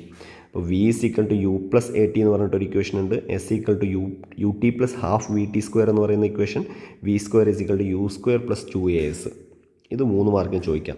അപ്പോൾ ഇക്വേഷൻ ഓഫ് മോഷൻ എന്ന് പറഞ്ഞാൽ 3 എണ്ണാണുള്ളത്. ഈ 3 ഇക്വേഷൻസ് ആണുള്ളത്. അതിൽ യു എന്ന് പറഞ്ഞാൽ ഇനീഷ്യൽ വെലോസിറ്റിയാണ്, വി ഫൈനൽ വെലോസിറ്റിയാണ്, എ എന്ന് പറയുന്നത് ആക്സലറേഷൻ, ടി എന്ന് പറഞ്ഞാൽ ടൈം, എസ് എന്ന് പറഞ്ഞാൽ ഡിസ്പ്ലേസ്മെൻറ്റ്. ഓക്കെ, ഇനി ഡൈനാമിക്സിൽ, അതായത് ചാപ്റ്റർ 5 ന്യൂട്ടൻ്റെ first law, second law, third law, 3 എണ്ണത്തിൻ്റെ സ്റ്റേറ്റ്മെൻറ്റ് പഠിച്ചു വെക്കണം. ഫസ്റ്റ് ലോ പറയുന്നത് എന്താ? എല്ലാ ഒബ്ജക്റ്റും ഒന്നുകിൽ അതിൻ്റെ സ്റ്റേറ്റ് ഓഫ് റെസ്റ്റിലായിരിക്കും, അല്ലെങ്കിൽ അതിൻ്റെ യൂണിഫോം മോഷനിലായിരിക്കും, unless compelled by an external force, പുറമേ നിന്നൊരു ഫോഴ്സ് അതിൻ്റെ മേലെ ആക്ട് ചെയ്യുന്നത് വരെ. അവിടെ എന്താണ് നമുക്ക് ഫോഴ്സ് എന്താണെന്ന് കിട്ടുക, ഇനേർഷ്യ എന്താണെന്ന് കിട്ടുക, അതിൻ്റെയൊക്കെ ഡെഫിനിഷൻസ് നിങ്ങൾ പഠിച്ചു വെക്കണം. ഇനേർഷ്യ 2 ടൈപ്പ് ഉണ്ട്, inertia of motion, inertia of rest. ഈ 2 ടൈപ്പ് ഇനേർഷ്യകൾ എന്തൊക്കെയാണെന്നുള്ളത് നോക്കി വെക്കണം. ഇനി ന്യൂട്ടൻ്റെ സെക്കൻഡ് ലോ വളരെ ഇമ്പോർട്ടൻ്റ് ആണ്. ഇത് ഏറ്റവും ഇമ്പോർട്ടൻസ് കൊടുത്തിട്ട് പഠിക്കേണ്ടതാണ്. എക്സാമിന് ചോദിക്കാൻ സാധ്യതയുള്ള ഭാഗം ന്യൂട്ടൻ്റെ സെക്കൻഡ് ലോ ആണ്. അതിൻ്റെ ഡെഫിനിഷൻ പഠിച്ചു വെക്കണം. എന്താണത്? Rate of change of momentum of a body is directly proportional to external force and takes place in the direction of force. ആ ഡെറിവേഷനും ഒന്ന് നോക്കി വെക്കുക. ഇക്വേഷൻ ഓഫ് ഫോഴ്സ് എന്നുള്ള പേരിൽ നമ്മൾ ഒരു ഡെറിവേഷൻ പഠിച്ചിട്ടുണ്ട്, അത് പഠിക്കുക. എങ്ങനെയാണത്? Rate of change of momentum directly proportional to force എന്നല്ലേ. അപ്പോൾ M V minus M U by T proportional to F. ഇനി എഫ് നമുക്കതിനെ തിരിച്ചു എഴുതാം. F proportional to M V minus M U by T എന്നാണ്. അപ്പോൾ എമ്മിനെ പുറത്തേക്ക് എടുത്താൽ V minus U by T എന്ന് വരും. ഈ V minus U by T എന്ന് പറഞ്ഞാൽ ആരാത്? അത് ആക്സലറേഷനാണ്. അപ്പോൾ അതുകൊണ്ട് F proportional to M A, proportionality മാറ്റിക്കഴിഞ്ഞാൽ അവിടെ ഒരു കോൺസ്റ്റൻറ്റ് കൊണ്ട് ഗുണിച്ചാൽ മതി. കെ എന്ന് പറയുന്ന കോൺസ്റ്റൻ്റ് കൊണ്ട് ഗുണിച്ചാൽ F is equal to K M A. K 1 ആണ്, ഒരു കോൺസ്റ്റൻ്റ് ആണ്. അപ്പോൾ അതുകൊണ്ട് F is equal to M A. അങ്ങനെയാണ് നമുക്കതിൻ്റെ ഇക്വേഷൻ കിട്ടുന്നത്. Kilogram metre per second square ആണ്, അല്ലെങ്കിൽ ന്യൂട്ടൺ ആണ് അതിൻ്റെ യൂണിറ്റ് വരുന്നത്. ഇനി തേർഡ് ലോ നമുക്ക് പഠിച്ചു വെക്കാൻ വളരെ എളുപ്പമാണ്. Properties of action and reaction പഠിച്ചു വെക്കണം തേർഡ് ലോയിൽ നിന്ന്. തേർഡ് ലോയിൽ ആക്ഷൻ്റെ റിയാക്ഷൻ്റെയും സ്വഭാവങ്ങൾ എന്തൊക്കെയാണ്? They act at the same ടൈമിലാണ് ആക്ട് ചെയ്യുക. Force always act in pairs. Force എപ്പോഴും പെയേഴ്സ് ആയിട്ടായിരിക്കും. ആൾവേസ് ഈക്വൽ ആൻഡ് ഓപ്പോസിറ്റ്, എപ്പോഴും ഈക്വൽ ആയിരിക്കും, ഓപ്പോസിറ്റ് ആയിരിക്കും. No cause effect relation in third law. അതായത് ഒന്നുണ്ടായിട്ടാണ് മറ്റേത് ഉണ്ടായത് എന്ന് നമുക്ക് പറയാൻ പറ്റില്ല. കാരണം രണ്ടും ഒരേ സമയത്താണ് ഉണ്ടായത്. Any of the force can be called action or reaction. ഏതിനെ വേണമെങ്കിലും നമുക്ക് ആക്ഷൻ എന്നും റിയാക്ഷൻ എന്നും വിളിക്കാൻ പറ്റും. ഓക്കെ, ഇനി they act on different bodies. അവർ വ്യത്യസ്തമായ ബോഡികളിലാണ് ആക്ട് ചെയ്യുന്നത് എന്നുള്ളതുകൊണ്ടാണ് അത് ക്യാൻസൽ ആവാത്തത്. ഇനി ഇവിടെ നോക്കാനുള്ളതാണ് law of conservation of momentum. ഈ law of conservation of momentum എന്ന് പറയുമ്പോൾ നമ്മളതിൻ്റെ സ്റ്റേറ്റ്മെൻറ്റ് പഠിച്ചു വെക്കുക. എന്താണത്? Total momentum of a system remains a constant if there is no external force. External force ഇല്ലെങ്കിൽ ആ സിസ്റ്റത്തിൻ്റെ ടോട്ടൽ മൊമെൻറ്റം കോൺസ്റ്റൻ്റ് ആയിട്ടിരിക്കും. ഓക്കെ, അല്ലെങ്കിലോ total momentum before collision is equal to total momentum after collision എന്നും പറയാം. ഇത് കഴിഞ്ഞ എക്സാമുകൾക്ക് പഴയ സിലബസിൽ സ്ഥിരമായിട്ട് ചോദിച്ചുകൊണ്ടിരുന്ന ഒരു ക്വസ്റ്റ്യൻ ആണിത്.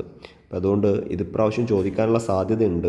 ഇതുകൊണ്ട് ഇത് നിർബന്ധമായിട്ട് പഠിച്ചു പോകണം. ഇവിടെ 2 ബോഡി കാണിച്ചിട്ടുണ്ട്. രണ്ടിൻ്റെയും വെലോസിറ്റി U1 U2 ആണ്. ഇനി അത് രണ്ടും കൂട്ടിമുട്ടുന്നതാണ് കാണിച്ചിട്ടുള്ളത് ഡ്യൂറിങ് കൊളിഷൻ എന്ന് പറഞ്ഞിട്ട്. കൂട്ടിമുട്ടിക്കഴിഞ്ഞാൽ അതിൻ്റെ രണ്ടിൻ്റെ വെലോസിറ്റി മാറി, ഒന്നിൻ്റെത് V1 ആയി, ഒന്നിൻ്റെത് V2 ആയി. അപ്പോൾ ഇത് നമ്മൾ പ്രൂവ് ചെയ്യാൻ വേണ്ടിയിട്ട് ചെയ്യേണ്ടത് എന്താ? ടോട്ടൽ മൊമെൻറ്റം ബിഫോർ കൊളിഷൻ എന്താണ്? രണ്ടിൻ്റെയും കൂടി മൊമെൻറ്റം കൂട്ടി വെക്കുക. M1 U1 plus M2 U2. Total momentum after collision എന്താ? M1 V1. അവസാനത്തെ കൊളിഷന് ശേഷമുള്ള 2 മൊമെൻറ്റം കൂടി കൂട്ടി വെക്കുക. M1 V1 plus M2 V2. ഇത് രണ്ടും ഈക്വൽ ആണെന്ന് തെളിയിക്കുകയാണ് നമുക്ക് വേണ്ടത്. അപ്പോൾ ആദ്യം നമ്മൾ എന്ത് ചെയ്യും? ഫോഴ്സ് ഓൺ M1 കാണും, അത് കഴിഞ്ഞിട്ട് ഫോഴ്സ് ഓൺ M2 കാണും. അതാണ് നമ്മൾ ചെയ്യാൻ പോകുന്നത്. അപ്പോൾ ആദ്യം ഫോഴ്സ് ഓൺ M1 കണ്ടാൽ എങ്ങനെ ഉണ്ടാവും? അത് ന്യൂട്ടൻ്റെ സെക്കൻഡ് ലോയിൽ നിന്നാണ് കിട്ടുക. ഫോഴ്സ് ഓൺ M1 എന്ന് പറഞ്ഞാൽ F12 M1 ഡ്യൂ ടു 2 അല്ലേ?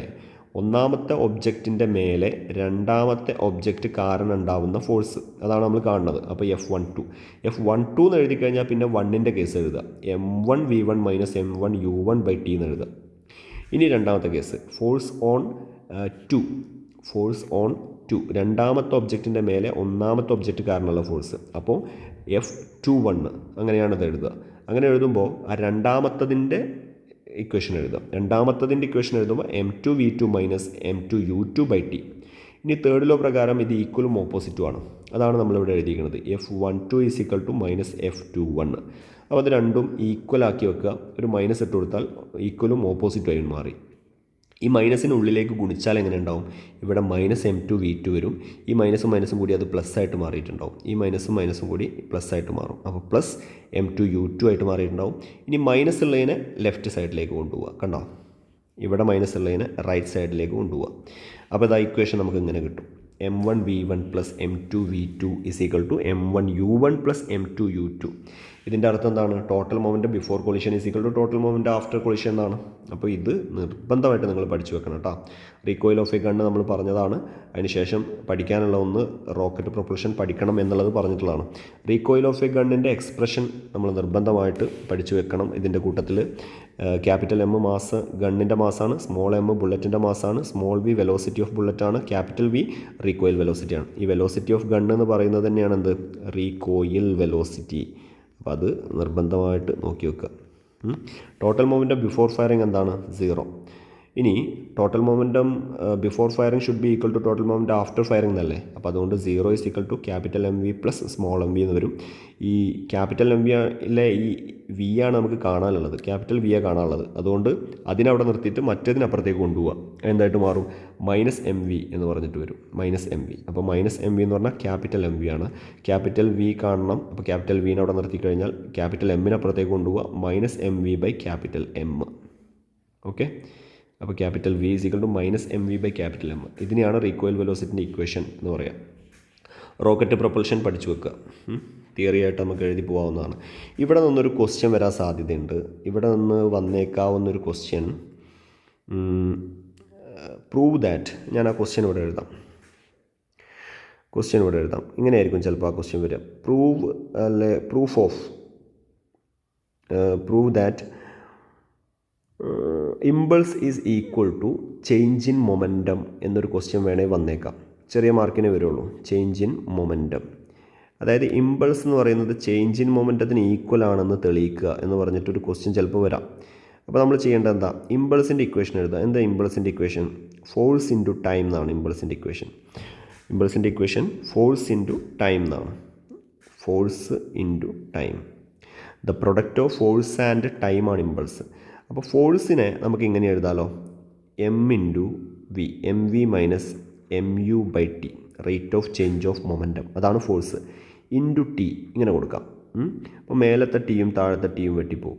അപ്പോൾ എന്താ വരിക ബാക്കി? ഇവിടെ M V minus M U എന്ന് വരും.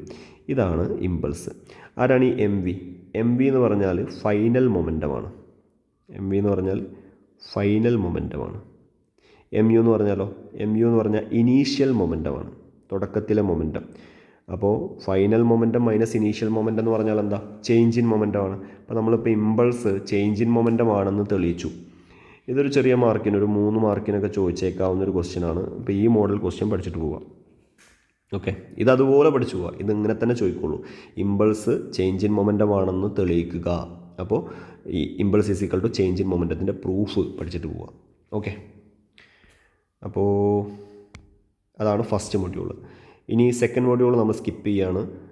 തേർഡ് മൊഡ്യൂളാണ് എല്ലാ ടോപ്പിക്കും ഒരുപോലെ പഠിച്ചു പോകണമെന്ന് ഞാൻ പറഞ്ഞിട്ടുള്ളത്. അപ്പോൾ തേർഡ് മൊഡ്യൂളിൻ്റെ എല്ലാ ടോപ്പിക്കും ഒരുപോലെ പഠിച്ചിട്ട് പോകണം. ഇതിൽ വർക്ക് എന്താണെന്നുള്ളത് പഠിച്ചു വെക്കുക. എന്താണ് വർക്ക് എന്നുള്ളത് പഠിച്ചു വെക്കുക. അതിൻ്റെ equation W is equal to force into displacement ആണ്. അപ്പോൾ എന്താണ് work? Product of force and displacement, അതാണ് വർക്ക്. അല്ലെങ്കിൽ if an object is displaced when a force is applied a work is said to be done. അങ്ങനെ പഠിച്ചു വെക്കുക. വർക്കിൻ്റെ unit മറന്നു പോകരുത്. ന്യൂട്ടൺ മീറ്റർ അല്ലെങ്കിൽ ജൂളാണ് അതിൻ്റെ യൂണിറ്റ്. ഇനി positive work, negative work, zero work, ഈ 3 ടൈപ്പ് വർക്ക് ഉണ്ട്. അതിൽ പോസിറ്റീവ് വർക്ക് എന്ന് പറഞ്ഞാൽ എന്താണ്? ഡിസ്പ്ലേസ്മെൻറ്റിൻ്റെ അതേ ഡയറക്ഷനിലാണ് ഫോഴ്സ് എങ്കിൽ അത് പോസിറ്റീവ് വർക്ക്. പഠിച്ചു വെക്കണേ. പിന്നെ നെഗറ്റീവ് വർക്ക് എന്ന് പറഞ്ഞാലോ, ഡിസ്പ്ലേസ്മെൻറ്റ് ഇങ്ങോട്ടാണ്. ഡിസ്പ്ലേസ്മെൻറ്റിൻ്റെ ഓപ്പോസിറ്റ് ഡയറക്ഷനിലാണ് നമ്മുടെ ഫോഴ്സ് എങ്കിൽ അതാണ് നെഗറ്റീവ് വർക്ക്. ഇവിടെ ഫ്രിക്ഷണൽ ഫോഴ്സ് ഡിസ്പ്ലേസ്മെൻറ്റിൻ്റെ ഓപ്പോസിറ്റിലാണ്. അപ്പോൾ അതുകൊണ്ട് ഇത് നെഗറ്റീവ് വർക്കാണ്. ഇനി സീറോ വർക്ക് എന്ന് പറഞ്ഞാൽ ഡിസ്പ്ലേസ്മെൻറ്റിന് പെർപെൻഡിക്കുലർ ആയിട്ടാണ് നമ്മുടെ ഫോഴ്സ് എങ്കിൽ അതാണ് സീറോ വർക്ക്. അതിൻ്റെ ഒരു എക്സാമ്പിൾ പഠിച്ചു നോക്കുക. വേണമെങ്കിൽ ഒരു മാർക്കിനൊക്കെ ചോദിച്ചേക്കാം. Work done by gravity is zero when a person walks with a load on his head.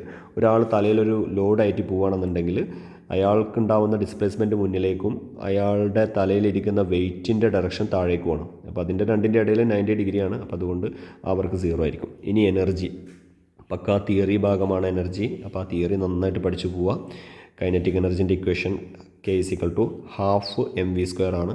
Potential എനർജിയുടെ ഇക്വേഷൻ mgh ആണ്. രണ്ടും എന്താണെന്ന് പഠിച്ചു വെക്കണം.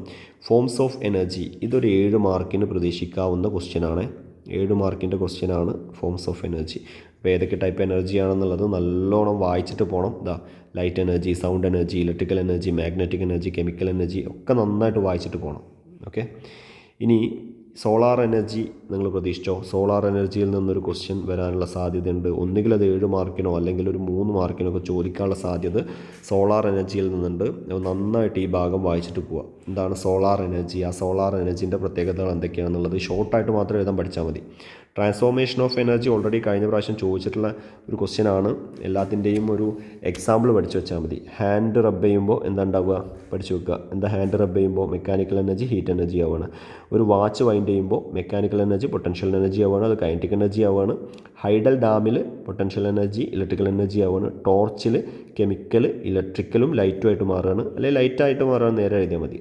തെർമൽ പവർ സ്റ്റേഷനിൽ electrical energy chemical energy electrical energy ആവുകയാണ്. ഫിലമെൻ്റ് ലാമ്പിൽ ഇലക്ട്രിക്കൽ എനർജി ലൈറ്റൽ എനർജി ആവുകയാണ്. Speaker നമ്മൾ പറഞ്ഞതാണ്. ബാറ്ററി ചാർജ് ചെയ്യുമ്പോൾ ഇലക്ട്രിക്കൽ എനർജി കെമിക്കൽ എനർജി ആവുകയാണ്. Oscillation of A simple pendulum രണ്ടും എഴുതാം. പൊട്ടൻഷ്യൽ കൈനറ്റിക് എനർജി ആവുന്നുണ്ട്, കൈനറ്റിക് എനർജി പൊട്ടൻഷ്യൽ എനർജി ആവുന്നുണ്ട്. അതാണ് ഈ വൈസ് വേഴ്സ എന്ന് എഴുതിയിരിക്കുന്നത്. ലേസറിൽ എന്താണ് ഉണ്ടാവുന്നത്? ലൈറ്റ് ഹീറ്റ് ആവുകയാണ്. അപ്പോൾ ഈ ഭാഗം പഠിച്ചു വെക്കുക, കാരണം ഇത് കഴിഞ്ഞ പ്രാവശ്യം ഒരു എക്സാമ്പിൾ എഴുതാൻ വേണ്ടിയിട്ട് ചോദിച്ചിട്ടുള്ളതാണ്. Law of conservation of energy നമ്മൾ പറഞ്ഞു പോയ ഭാഗമാണ്. അപ്പോൾ അത് പഠിച്ചു വെക്കണം. ഇനി പവർ, ഇത് നമ്മൾ പറഞ്ഞതാണ്, ഇത് വളരെ ഇമ്പോർട്ടൻ്റ് ആണ്, പഠിച്ചു വെക്കുക. പവർ സ്കേലാർ ക്വാണ്ടിറ്റിയാണ്, നമ്മൾ പറഞ്ഞതല്ലേ. യൂണിറ്റ് ജൂൾ പെർ സെക്കൻഡ് ആണ്, വാട്ടാണ്. ഈ കൺവേർഷൻ എന്ന് പറയുന്ന ഈ ചെറിയൊരു ഭാഗം, ഒരു കിലോ വാട്ട് എന്താണ്, മെഗാവാട്ട് എന്താണ്, HP എന്താണ് ഒക്കെ പഠിച്ചു വെക്കുക. ഇലക്ട്രിക്കൽ എനർജീൻ്റെ practical unit kilowatt hour ആണ്, മറക്കണ്ട. ഇനി ഫ്രിക്ഷൻ്റെ റീസൺ നമ്മൾ പറഞ്ഞതാണ്. 2 ടൈപ്പ് ഫ്രിക്ഷൻ ഉണ്ട്. ഇത് ഒരു 7 മാർക്കിന് ചോദിച്ചേക്കാവുന്നൊരു ക്വസ്റ്റ്യനാണ്. അതിൻ്റെ ആൻസർ നന്നായിട്ട് പഠിച്ചു വെക്കുക. ലോസ് ഓഫ് ഫ്രിക്ഷൻ ഇത് വേണം. ലോസ് ഓഫ് ഫ്രിക്ഷൻ എന്താണ്? ഫ്രിക്ഷൻ്റെ ലോസ്. ഈ 7 മാർക്കിൻ്റെ ക്വസ്റ്റ്യൻ നിങ്ങൾ പഠിച്ചു വെച്ചാൽ ഓൾറെഡി അത് നിങ്ങളുടെ ഉള്ളിലുണ്ടെങ്കിൽ ഈ ലോസ് ഓഫ് ഫ്രിക്ഷൻ നിങ്ങൾക്ക് എഴുതാൻ പറ്റും. അഡ്വാൻറ്റേജ് ഓഫ് ഫ്രിക്ഷനൊക്കെ നിങ്ങൾ ഇനി പഠിച്ചില്ലെങ്കിലും എഴുതാൻ പറ്റുന്നതാണ്. ഡിസഡ്വാൻറ്റേജസ് ഓഫ് ഫ്രിക്ഷൻ ആയാലും. മെത്തേഡ്സ് ടു റെഡ്യൂസ് ഫ്രിക്ഷൻ ഇത് അതുപോലെ പഠിച്ചു വെക്കുക. ഫ്രിക്ഷൻ റെഡ്യൂസ് ചെയ്യാനുള്ള മെത്തേഡുകൾ ഏതൊക്കെയാണെന്ന് ചോദിച്ചു കഴിഞ്ഞാൽ നമുക്ക് പറയാൻ പറ്റുന്ന ഏതൊക്കെയാണ്? Lubrication, polishing of rough surface, use of ball bearing. ഈ 3 ലൂബ്രിക്കേഷൻ എന്ന് പറഞ്ഞാൽ എന്താ ഉപയോഗിക്കുക? High viscous lubricant fluid is applied between surfaces. 2 സർഫസിൻ്റെ ഇടയിൽ നല്ല വിസ്കോസിറ്റി കൂടിയ ലൂബ്രിക്കൻ്റ് ഓയിൽ നമ്മൾ അപ്ലൈ ചെയ്യുക. Lubricant fills the irregularities. ആ ഇറഗുലാരിറ്റീസിൽ പോയിട്ട് ഇതിങ്ങനെ ഫില്ലാവും. And friction is reduced. അപ്പോൾ ഫ്രിക്ഷൻ റെഡ്യൂസ് ആവും. പിന്നെ ഏതൊക്കെയാണ് നമ്മൾ ഉപയോഗിക്കുക? Oil, grease, mixture of mineral oil, vegetable oil, ഇതൊക്കെ ഉപയോഗിക്കും. ഇത് 3 പഠിച്ചു വെക്കുക. അത് 1 മാർക്കിന് കഴിഞ്ഞ പ്രാവശ്യം ചോദിച്ച ക്വസ്റ്റ്യനാണ്. ലൈറ്റ് മെഷീനിൽ ഓയിൽ, ഹെവി മെഷീനിൽ ഗ്രീസ്, വെരി ഹെവി മെഷീൻ ആണെങ്കിൽ അത് ഗ്രാഫൈറ്റ് ആണ് നമ്മൾ ഉപയോഗിക്കുക. ഗ്രാഫൈറ്റിൻ്റെ പ്രത്യേകത എന്താണ്? സോളിഡ് ലൂബ്രിക്കൻ്റ് ആണ് ഗ്രാഫൈറ്റ് കേട്ടോ. ഇനി പോളിഷിംഗ് ഓഫ് റഫ് സർഫസ് എന്ന് പറഞ്ഞാൽ എന്താ? റഫ് സർഫസിനെ നമ്മൾ പോളിഷ് ചെയ്യാം. Using a hard material, irregularities are removed from the surface. അതായത് ഉരച്ച് മിനുസപ്പെടുത്തുക. എക്സാമ്പിൾ എന്താണ്? സാൻഡ് പേപ്പർ ഉപയോഗിച്ചിട്ട്. പിന്നെ rolling friction is less than sliding ഫ്രിക്ഷനാണ്. അപ്പോൾ അതുകൊണ്ട് hard steel balls placed between moving parts reduce friction. അപ്പോൾ ഫ്രിക്ഷനെ കുറക്കണമെന്നുണ്ടെങ്കിൽ നമുക്ക് അങ്ങനെ ഒരു വഴിയുണ്ട്. ഹീറ്റും ടെമ്പറേച്ചറും നമ്മൾ പറഞ്ഞു കഴിഞ്ഞതാണ്. ഹീറ്റും ടെമ്പറേച്ചറും നമ്മൾ പറഞ്ഞു. അതിൽ ഈ Celsius scale, Fahrenheit scale, kelvin scale, ഈ 3 സ്കെയിൽ നന്നായിട്ട് പഠിച്ചു പോകണം. ഇത് 3 നന്നായിട്ട് പഠിച്ചു പോകണം. ഈ ടേബിൾ നിങ്ങളുടെ ഓർമ്മയിൽ വേണം. എന്നാൽ നമുക്ക് ഇവിടെ നിന്ന് 1 മാർക്കിൻ്റെ ഏത് ക്വസ്റ്റ്യൻ ചോദിച്ചാലും നമുക്കത് ചെയ്യാൻ പറ്റും. 1 മാർക്കിൻ്റെ ക്വസ്റ്റ്യൻ ആയിരിക്കും ഇവിടെ നിന്ന് വരാനുള്ള സാധ്യത. അപ്പോൾ അതുകൊണ്ട് ഈ ടേബിൾ പഠിച്ചിട്ട് പോകണം. ഇതിൽ കൺവേർഷൻസ് പറയുന്നുണ്ട്. അപ്പോൾ ഈ കൺവേർഷൻസും നന്നായിട്ട് പഠിച്ചിട്ട് പോകാം. ഇതൊക്കെ ഇക്വേഷൻ മാത്രം പഠിച്ചു വെക്കുക. പക്ഷേ കാൽക്കുലേഷൻ ചെയ്യാൻ വേണ്ടിയിട്ട് ഈ 2 ഇക്വേഷനാണ് നിങ്ങൾ പഠിക്കേണ്ടത്. K = C + 273, F = 1.8 C + 32. ഈ 2 ഇക്വേഷന് നിർബന്ധമായിട്ട് നല്ല രീതിയിൽ പഠിച്ചിട്ട് പോകണം. ഇതെന്താണ്? ക്വസ്റ്റ്യൻ ചിലപ്പോൾ എങ്ങനെയായിരിക്കും? ക്വസ്റ്റ്യനിൽ ഇങ്ങനെയായിരിക്കും ഉണ്ടാവുക. അതായത് ഒരു സിമ്പിളായിട്ട് പറയുകയാണെന്നുണ്ടെങ്കിൽ ഫാരൻഹീറ്റിൽ ഒരു 12 ഡിഗ്രി ഫാരൻഹീറ്റ് എന്ന് തന്നു ക്വസ്റ്റ്യനിൽ. 12 ഡിഗ്രി ഫാരൻഹീറ്റിനെ സെൽഷ്യസിലേക്കും കെൽവിൻ സ്കെയിലിലേക്കും മാറ്റുക എന്ന് പറഞ്ഞിട്ടൊരു ക്വസ്റ്റ്യൻ പറഞ്ഞു. Convert 12 degree Fahrenheit into Celsius and kelvin scale എന്ന് ചോദിക്കും. അപ്പോൾ നിങ്ങൾ ഈ രണ്ട് ഇക്വേഷനേ ഉള്ളൂ അവിടെ. ഏതാണത്? F is equal to 1.8C plus 32. ഇതാണ് നമ്മുടെ ഇക്വേഷൻ. അത് വെച്ചിട്ട് നമുക്ക് ഫാരൻഹീറ്റിനെ സെൽഷ്യസിലേക്കും സെൽഷ്യസിനെ ഫാരൻഹീറ്റിലേക്കും മാറ്റാൻ പറ്റും. രണ്ടിനും ഒരേ ഇക്വേഷൻ മതി. അപ്പോൾ ഇവിടെ എഫ് എന്നുള്ളിടത്ത് എന്താ എഴുതി കൊടുക്കുക?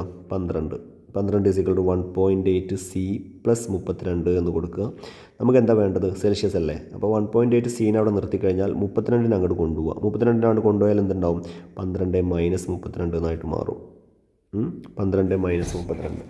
ഇനി നമ്മൾ ചെയ്യേണ്ടത് എന്താ വെച്ചാൽ കാൽക്കുലേറ്ററിൽ ഇത് അതേമാതിരി ടൈപ്പ് ചെയ്ത് കൊടുക്കുക. പക്ഷേ ഈ ചിലത് ചെയ്യുന്ന സമയത്ത് നമ്മൾ ബ്രാക്കറ്റ് കൊടുക്കേണ്ടതായിട്ടുണ്ടാവും. അപ്പോൾ ആ ബ്രാക്കറ്റ് കൊടുക്കേണ്ട സമയത്ത് അത് കറക്റ്റായിട്ട് ബ്രാക്കറ്റ് കൊടുത്താലേ ആൻസർ കിട്ടുന്നുണ്ടാവുള്ളൂ.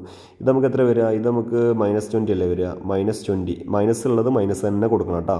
അതിനാണ് ഞാൻ ഈ ക്വസ്റ്റ്യൻ എടുത്തത്. മൈനസ് ആണ് വരുന്നതെങ്കിൽ മൈനസ് തന്നെ കൊടുക്കുക. അപ്പോൾ -20 എന്ന് പറഞ്ഞാൽ 1.8C ആണ്. അപ്പോൾ C എന്ന് പറഞ്ഞാൽ എന്താ? -20 ഡിവൈഡഡ് ബൈ 1.8 എന്നാണ്. അപ്പോൾ എത്ര വരും? -20 ഡിവൈഡഡ് ബൈ 1.8. അപ്പോൾ നമുക്ക് 11.11 എന്ന് കിട്ടും. C സെൽഷ്യസിൽ 11.1 ഡിഗ്രി സെൽഷ്യസ് എന്നാണ് കിട്ടുക. ഇതാണ് ഫാരൻഹീറ്റിനെ സെൽഷ്യസിലേക്ക് മാറ്റാൻ. ഇനി ക്വസ്റ്റ്യനിൽ നേരെ തിരിച്ച് ഇങ്ങനെ ചോദിച്ചാലോ? സെൽഷ്യസിലുള്ളൊരു ടെമ്പറേച്ചർ തന്നു, അതായത് ഒരു 10 ഡിഗ്രി സെൽഷ്യസ്. 10 ഡിഗ്രി സെൽഷ്യസിനെ ഫാരൻഹീറ്റിലേക്ക് മാറ്റാൻ പറഞ്ഞിട്ടൊരു ക്വസ്റ്റ്യൻ ചോദിച്ചാൽ എന്തായിരിക്കും നിങ്ങൾ ചെയ്യുക? അപ്പോൾ ഇതേ ഇക്വേഷൻ കൊടുക്കുക. F is equal to 1.8C plus 32. ഇതേ ഇക്വേഷൻ. ഇനി അതിൽ സെൽഷ്യസ് ആണല്ലോ തന്നത്. അപ്പോൾ അതുകൊണ്ട് 1.8 ഇൻറ്റു 10, C എന്ന് പറഞ്ഞിട്ട് 10 തന്നിട്ടുള്ളത്, പ്ലസ് 32 ബ്രാക്കറ്റ് കൊടുക്കണേ. ഈ 1.8 ഇൻറ്റു 10 എന്ന് പറഞ്ഞു കഴിഞ്ഞാൽ നമുക്ക് 18 കിട്ടും. 18 പ്ലസ് 32 ചെയ്ത് കഴിഞ്ഞാൽ നമുക്കതിൻ്റെ ആൻസർ കിട്ടും. അപ്പോൾ ഇത് വളരെ എളുപ്പത്തിൽ നമുക്ക് ചെയ്യാൻ പറ്റും. എത്ര വരിക? 50 അല്ലേ? 50 ഡിഗ്രി ഫാരൻഹീറ്റ് എന്ന് വരും. ഇങ്ങനെയാണ് ഫാരൻഹീറ്റിലേക്ക് നമ്മൾ മാറ്റുന്നത്. സെയിം ഇക്വേഷനാണ്, രണ്ടിനും ഒരു ഇക്വേഷനാണ്. ഇനി നമുക്ക് സെൽഷ്യസിൽ 11 കിട്ടി. നമുക്കതിനെ കെൽവിനിലേക്ക് മാറ്റണം. അതുകൂടി ഞാൻ കാണിച്ചു തരാം. കെൽവിനിലേക്ക് മാറ്റണം എന്നുണ്ടെങ്കിൽ K is equal to the equation കണ്ടോ നിങ്ങൾ? C പ്ലസ് 273 എന്നാണ്. ഇത് ചെയ്യാം. C എത്ര ക്വസ്റ്റ്യനിൽ? ഇതിനെയാണ് നമ്മൾ മാറ്റുന്നതെന്ന് വിചാരിക്കുക. സെൽഷ്യസ് സ്കെയിലിൽ 11.1 ആണ്. 11.1 പ്ലസ് 273 പ്ലസ് 11.1 284 കിട്ടും. അപ്പോൾ 284 കെൽവിൻ. ഇത് ചെയ്ത് കഴിഞ്ഞാൽ നമുക്ക് കെൽവിൻ സ്കെയിലിലുള്ള ടെമ്പറേച്ചറും കിട്ടും. അപ്പോൾ ഈ ടെമ്പറേച്ചർ കൺവേർഷൻ പഠിച്ചിട്ട് പോവുക, അത് ചോദിക്കാനുള്ളൊരു സാധ്യതയുണ്ട്. അപ്പോൾ ഈ ടെമ്പറേച്ചർ സ്കെയിൽ കഴിഞ്ഞാൽ പിന്നെ തെർമോമീറ്ററാണ് നമ്മൾ നോക്കിയതാണ്. ഈ പൈറോമീറ്ററിൻ്റെയും അഡ്വാൻറ്റേജസ്, അതിൻ്റെ ആപ്ലിക്കേഷൻസ് ഒക്കെ പഠിച്ചു വെക്കുക. ഇനി മോഡ്സ് ഓഫ് ഹീറ്റ് ട്രാൻസ്ഫർ നമ്മൾ ഡിസ്കസ് ചെയ്ത് കഴിഞ്ഞതാണ്.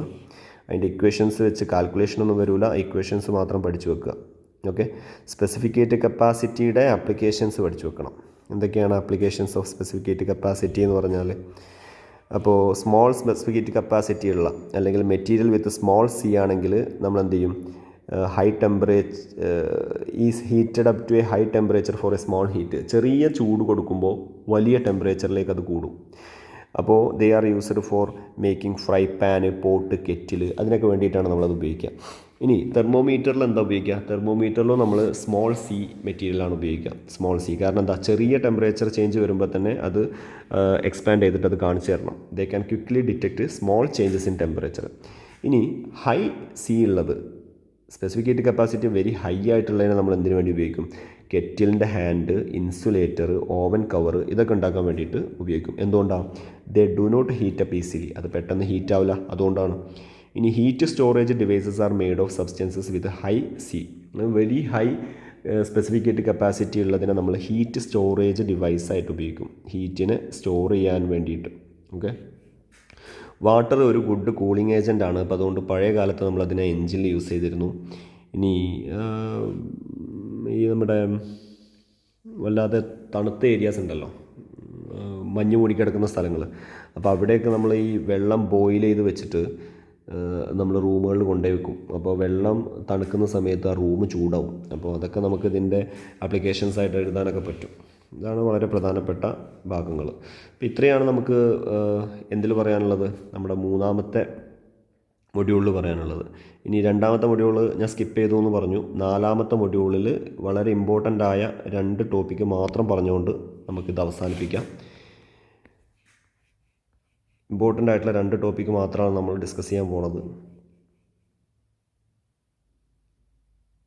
ഇത് ഇമ്പോർട്ടൻ്റ് ആണ് കേട്ടോ. അപ്ലിക്കേഷൻ ഓഫ് സർഫസ് ടെൻഷൻ എന്ന് പറയുന്നത് നമ്മൾ നോക്കിയതാണ് ഒരു വട്ടം. ഇത് നമ്മൾ നോക്കിയതാണ്. ഡിറ്റർജൻറ്റിൻ്റെ ആക്ഷൻ നമ്മൾ നോക്കിയതാണ്. പിന്നെ farmers flow the land in the summer season. എന്തുകൊണ്ടാണ് ഫാമേഴ്സ് സമ്മർ സീസണിൽ വൈ എന്ന് പറഞ്ഞിട്ട് വേണമെങ്കിൽ ഈ ക്വസ്റ്റ്യൻ ചോദിക്കാം.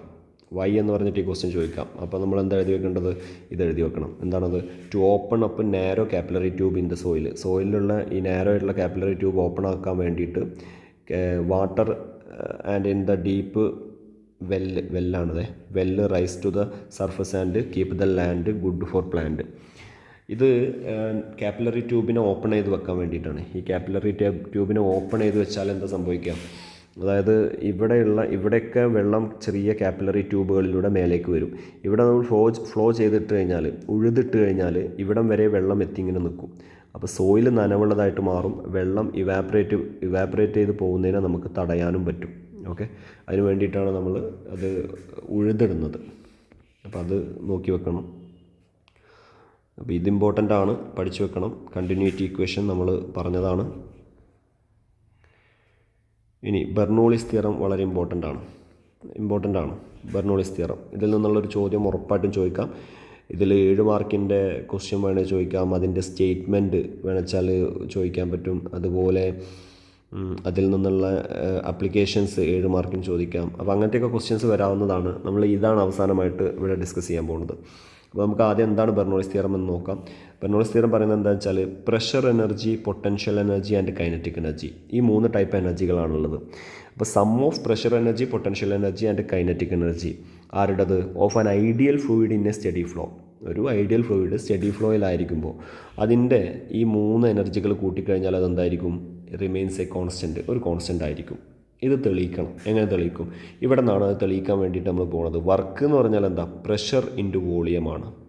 പഠിച്ചു വെക്കുക. വർക്ക് എന്ന് പറഞ്ഞാൽ പ്രഷർ ഇൻറ്റു വോളിയമാണ്. വർക്ക് ഈസ് ഈക്വൽ ടു വേറൊരു ഇക്വേഷനും കൂടിയുണ്ട്. ഇത് ഒന്നാമത്തെ ഇക്വേഷൻ. വേറൊരു ഇക്വേഷനും കൂടിയുണ്ട്. Work is equal to change in kinetic energy plus change in potential energy. Change in kinetic energy plus potential energy, change in potential energy. അപ്പോൾ ആദ്യം നമ്മൾ ഇത് ഇവിടെ എഴുതുക. വർക്ക് എന്ന് പറഞ്ഞാൽ എന്താ? Pressure into volume. പ്രഷർ കിട്ടാൻ വേണ്ടിയിട്ട് ചെയ്യേണ്ടത് P1 - P2 ഇൻറ്റു വോളിയം. കണ്ടോ? ഇനി change in kinetic energy. Change in kinetic energy കിട്ടണമെന്നുണ്ട് എന്താ ചെയ്യേണ്ടത്? ഇതാ ½ mv² ½ m1² ½ mv2² ½ mv1² കിട്ടിയില്ലേ? ഇനി ഇതാണ് ഡെൽറ്റ KE. അപ്പോൾ ഡെൽറ്റ KE കിട്ടി. ഇനി ഡെൽറ്റ PE കിട്ടണമെങ്കിലോ രണ്ടാമത്തെ പൊട്ടൻഷ്യൽ എനർജി മൈനസ് ഒന്നാമത്തെ പൊട്ടൻഷ്യൽ എനർജി, അതാണ് mgh2. ഇതാണ് delta potential energy. Change in potential energy mgh2 - mgh1. ഇത്രയേ ഉള്ളൂ പണി. ഇനി പെർ യൂണിറ്റ് വോളിയം കൊടുക്കുക. പെർ യൂണിറ്റ് വോളിയം എന്ന് കൊടുത്താൽ എന്തായി? ഈ V എന്ന് പറയുന്നത് ഇവിടെ നിന്ന് പോകും. അത് യൂണിറ്റായി എന്ന് പറഞ്ഞാൽ അത് 1 മാറിയെന്നാണ്. പിന്നെ അത് എഴുതണ്ട. അപ്പോൾ P1 - P2 is equal to, പിന്നെ യൂണിറ്റ് വോളിയം എന്ന് പറഞ്ഞാൽ പിന്നെ അവിടെ വരാവുന്നൊരു പ്രത്യേകത മാസ് മുഴുവൻ ഡെൻസിറ്റി ആവും എന്നുള്ളതാണ്. യൂണിറ്റ് വോളിയം ആയിക്കഴിഞ്ഞാൽ പിന്നെ മാസ് എന്താവും? ഡെൻസിറ്റി ആവും. അപ്പോൾ അതുകൊണ്ട് എം ഉള്ളിടത്ത് മുഴുവൻ റോ കൊടുക്കുക. ½ raw V2² minus ½ raw V1² plus എമ്മിന് പകരം റോ കൊടുത്താൽ ρgh2 മൈനസ് ρgh1. എങ്ങനെയുണ്ട്? സിമ്പിൾ ഡെറിവേഷനാണിത്. വളരെ സിമ്പിൾ ഡെറിവേഷനാണ്. ഇത് പഠിച്ചു വെക്കണം. ഇനി ചെയ്യേണ്ടത് മൈനസ് ഉള്ളതിനെ അപ്പുറത്ത് കൊണ്ടുപോവുക, ഇവിടെ മൈനസ് ഉള്ളതിനെ ഇപ്പുറത്തേക്ക് കൊണ്ടുവരിക. സമത്തിനപ്പുറത്തേക്ക് മൈനസ് ഉള്ളതിനെ കൊണ്ടുപോവുക. അപ്പോൾ ഈ -P2 കൊണ്ടുപോകണം. അപ്പോൾ അയാൾ +P2 ആയിട്ട് അപ്പുറത്ത് കിടക്കും. ഈ -½ റോ V1² ഇങ്ങോട്ട് കൊണ്ടുവരണം, ഇടത്തോട്ട് കൊണ്ടുവരണം. ഈ -ρgh1 ഇടത്തോട്ട് കൊണ്ടുവരണം. അപ്പോൾ എന്താ ഉണ്ടാവുക? P1 ഇവിടെ ഓൾറെഡി ഉണ്ട്. അതിൻ്റെ അടുത്തേക്ക് ഇടത്തോട്ട് കൊണ്ടുവരാൻ 2 പേരുണ്ട്. ആരൊക്കെയാണ്? ½ റോ V1² ρgh1. അപ്പുറത്ത് നമ്മൾ -P2 അങ്ങോട്ട് കൊണ്ടുപോയപ്പോൾ അയാൾ +P2 ആയിട്ട് അവിടെ നിൽക്കുന്നുണ്ട്. അവിടെ ഓൾറെഡി ഉള്ള ആളാരാ? ½ റോ V2² ρgh2. അപ്പോൾ ഇങ്ങനെ കിട്ടും. ഇങ്ങനെ കിട്ടിക്കഴിഞ്ഞാൽ നമുക്ക് എങ്ങനെ എഴുതാം? P + ½ raw V2² plus ρgh എന്ന് എഴുതാം. അതായത് ഇത് പ്രഷർ എനർജി പെർ യൂണിറ്റ് വോളിയമാണ് ഒന്നാമത്തത്. ഇത് പ്രഷർ എനർജി പെർ യൂണിറ്റ് വോളിയമാണ്. ഇത് കൈനറ്റിക് എനർജി പെർ യൂണിറ്റ് വോളിയമാണ്. ഹാഫ് റോ വി സ്ക്വയർ എന്ന് പറയുന്നത് kinetic energy per unit volume. Rho g h എന്ന് പറഞ്ഞാൽ പൊട്ടൻഷ്യൽ എനർജി പെർ യൂണിറ്റ് വോളിയമാണ്. അത് മൂന്നും കൂടി കൂട്ടിയാൽ ഒരു കോൺസ്റ്റൻ്റ് ആയിരിക്കും എന്ന് കിട്ടി. ഓക്കെ, അതിൽ നിന്ന് കിട്ടുന്ന വേറൊരു കാര്യമാണ് when velocity increases pressure decreases. അതായത് pressure inversely proportional to velocity. ഇതാണ് നമുക്ക് ബെർണോളിസ് തിയറത്തിൽ നിന്ന് കിട്ടുന്നത്. ബെർണോളിസ് തിയറം നിർബന്ധമായിട്ട് പഠിച്ചു വെക്കുക. അത് പഠിച്ചു വെച്ചാൽ നമുക്ക് അതിൻ്റെ അപ്ലിക്കേഷൻസ് 2 ഉണ്ട്. ഒന്നാമത്തത് അറ്റോമൈസറാണ്. ഇതും കൂടി പറഞ്ഞിട്ട് നമുക്ക് നമ്മുടെ ഈ സെഷൻ നിർത്താം.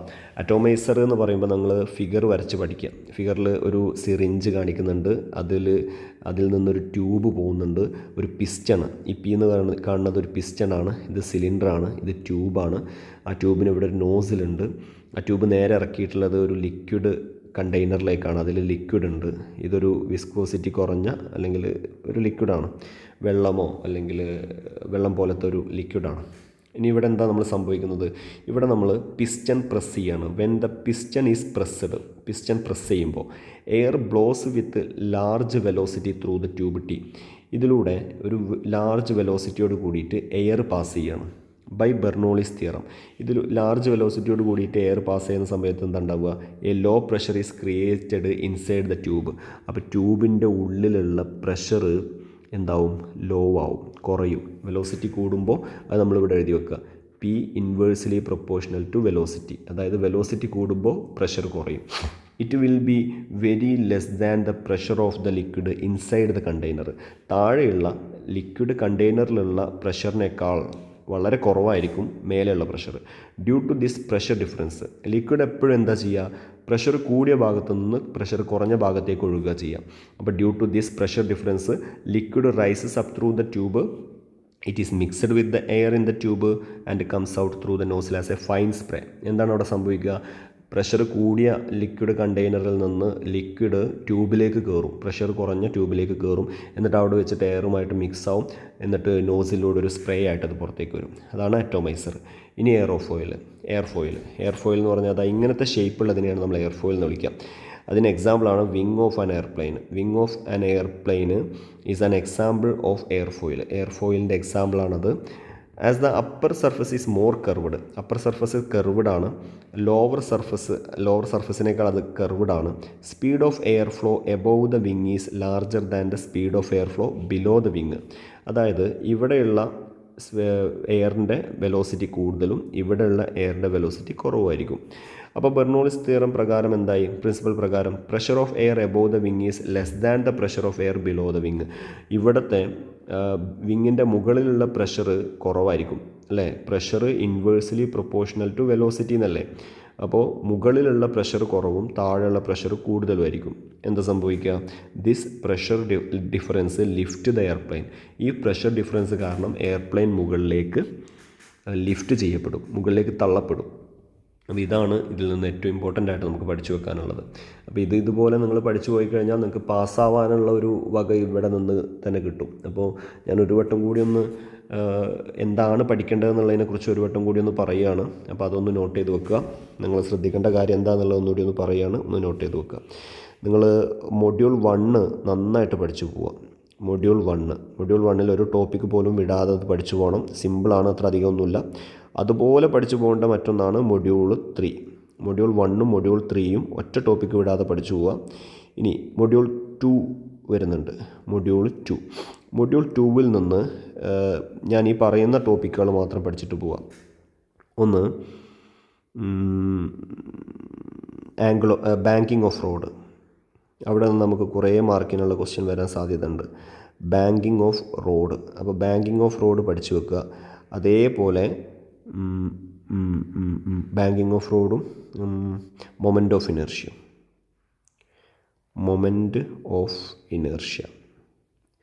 ബാങ്കിങ് ഓഫ് റോഡും മൊമെൻ്റ് ഓഫ് ഇനേർഷ്യയും പഠിച്ചു വെക്കുക കേട്ടോ. അതാണ് മൊഡ്യൂൾ 2 ഇവിടെ നിന്ന് പഠിക്കേണ്ടത്. പിന്നെ മൊഡ്യൂൾ 4 ആണ്. മൊഡ്യൂൾ 4ൽ നിന്ന് നമ്മളിപ്പോൾ ഈ നോക്കിയ ഭാഗങ്ങളുണ്ട്. അപ്പോൾ ആ നോക്കിയ ഭാഗങ്ങളിലെ പ്രധാനപ്പെട്ട ഭാഗങ്ങളെന്ന് പറയുന്നത് കണ്ടിന്യൂറ്റി ഇക്വേഷൻ ഉണ്ടായിരുന്നു അല്ലേ? സർഫസ് ടെൻഷൻ ഉണ്ടായിരുന്നു. അപ്പോൾ സർഫസ് ടെൻഷൻ നന്നായിട്ട് പഠിച്ചിട്ട് പോകണം. പിന്നെ യങ്സ് മോഡുലസ് പഠിച്ചിട്ട് പോകണം. പിന്നെ ബൾക്ക് മോഡുലസ് അതിൻ്റെ കൂട്ടത്തിലൊന്ന് പഠിച്ചിട്ട് പോവാം. പിന്നെ കണ്ടിന്യൂറ്റി ഇക്വേഷൻ അതിൻ്റെ പ്രൂഫ് അത് രണ്ടും നോക്കണം.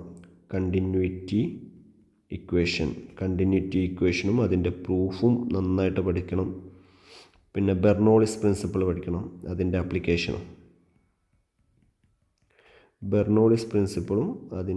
ആപ്ലിക്കേഷനും പഠിക്കണം. ഇനി മൊഡ്യൂൾ 1 നിന്ന് ചോദിക്കാൻ സാധ്യതയുള്ള കാൽക്കുലേഷൻ ക്വസ്റ്റ്യൻസ് 3 ടൈപ്പാണെന്ന് പറഞ്ഞിട്ടുണ്ടായിരുന്നു. ഏതൊക്കെയാണ്? ഫോഴ്സിൻ്റെ ക്വസ്റ്റ്യൻ ചോദിക്കാനുള്ള സാധ്യതയുണ്ട്. പിന്നെ എറർ കാൽക്കുലേഷൻ ചോദിക്കാനുണ്ട്. അതുപോലെ തന്നെ റീകോയിൽ വെലോസിറ്റി. ഈ 3 ഇവിടെ നിന്ന് വരാനുള്ളത്. അതുപോലെ മൊഡ്യൂൾ 3 നിന്ന് ഏതൊക്കെയാണ്? മൊഡ്യൂൾ 3 നിന്ന് പവറിൻ്റെ ക്വസ്റ്റ്യൻ വരാനുണ്ട്. അതുപോലെ തന്നെ പവറിൻ്റെ ക്വസ്റ്റ്യൻ ഉണ്ട്. അതുപോലെ തന്നെ എനർജിയുടെ ക്വസ്റ്റ്യൻ വരും. ഇനി മൂന്നാമതായിട്ട് ടെമ്പറേച്ചറിൻ്റെ കൺവേർഷൻ ചോദിക്കാം. ഇനി മൊഡ്യൂൾ 4 നിന്ന് നിങ്ങൾ പഠിച്ചു വെക്കേണ്ടത് യങ്സ് മോഡുലസിൻ്റെ ഇക്വേഷൻ വരും. യങ്സ് മോഡുലസിൻ്റെ ഇക്വേഷൻ വെച്ചിട്ടുള്ള കാൽക്കുലേഷൻ ഉണ്ടാവും. ബൾക്ക് മോഡുലസിൻ്റെത്, അതുപോലെ തന്നെ കണ്ടിന്യൂറ്റി ഇക്വേഷൻ ഇത്രയാണ് നമുക്ക് വരാവുന്നത്. അപ്പോൾ ഇതോട് കൂടിയിട്ട് നമ്മൾ ഈ സെഷൻ ഇവിടെ അവസാനിപ്പിക്കുകയാണ്. ഇനിയുള്ള സമയം നല്ല രീതിയിൽ ഉപയോഗിക്കുക, നന്നായിട്ട് പഠിക്കുക. ഓക്കെ, എല്ലാവർക്കും വിജയാശംസകൾ നേരുകയാണ്. Best wishes. ബൈ.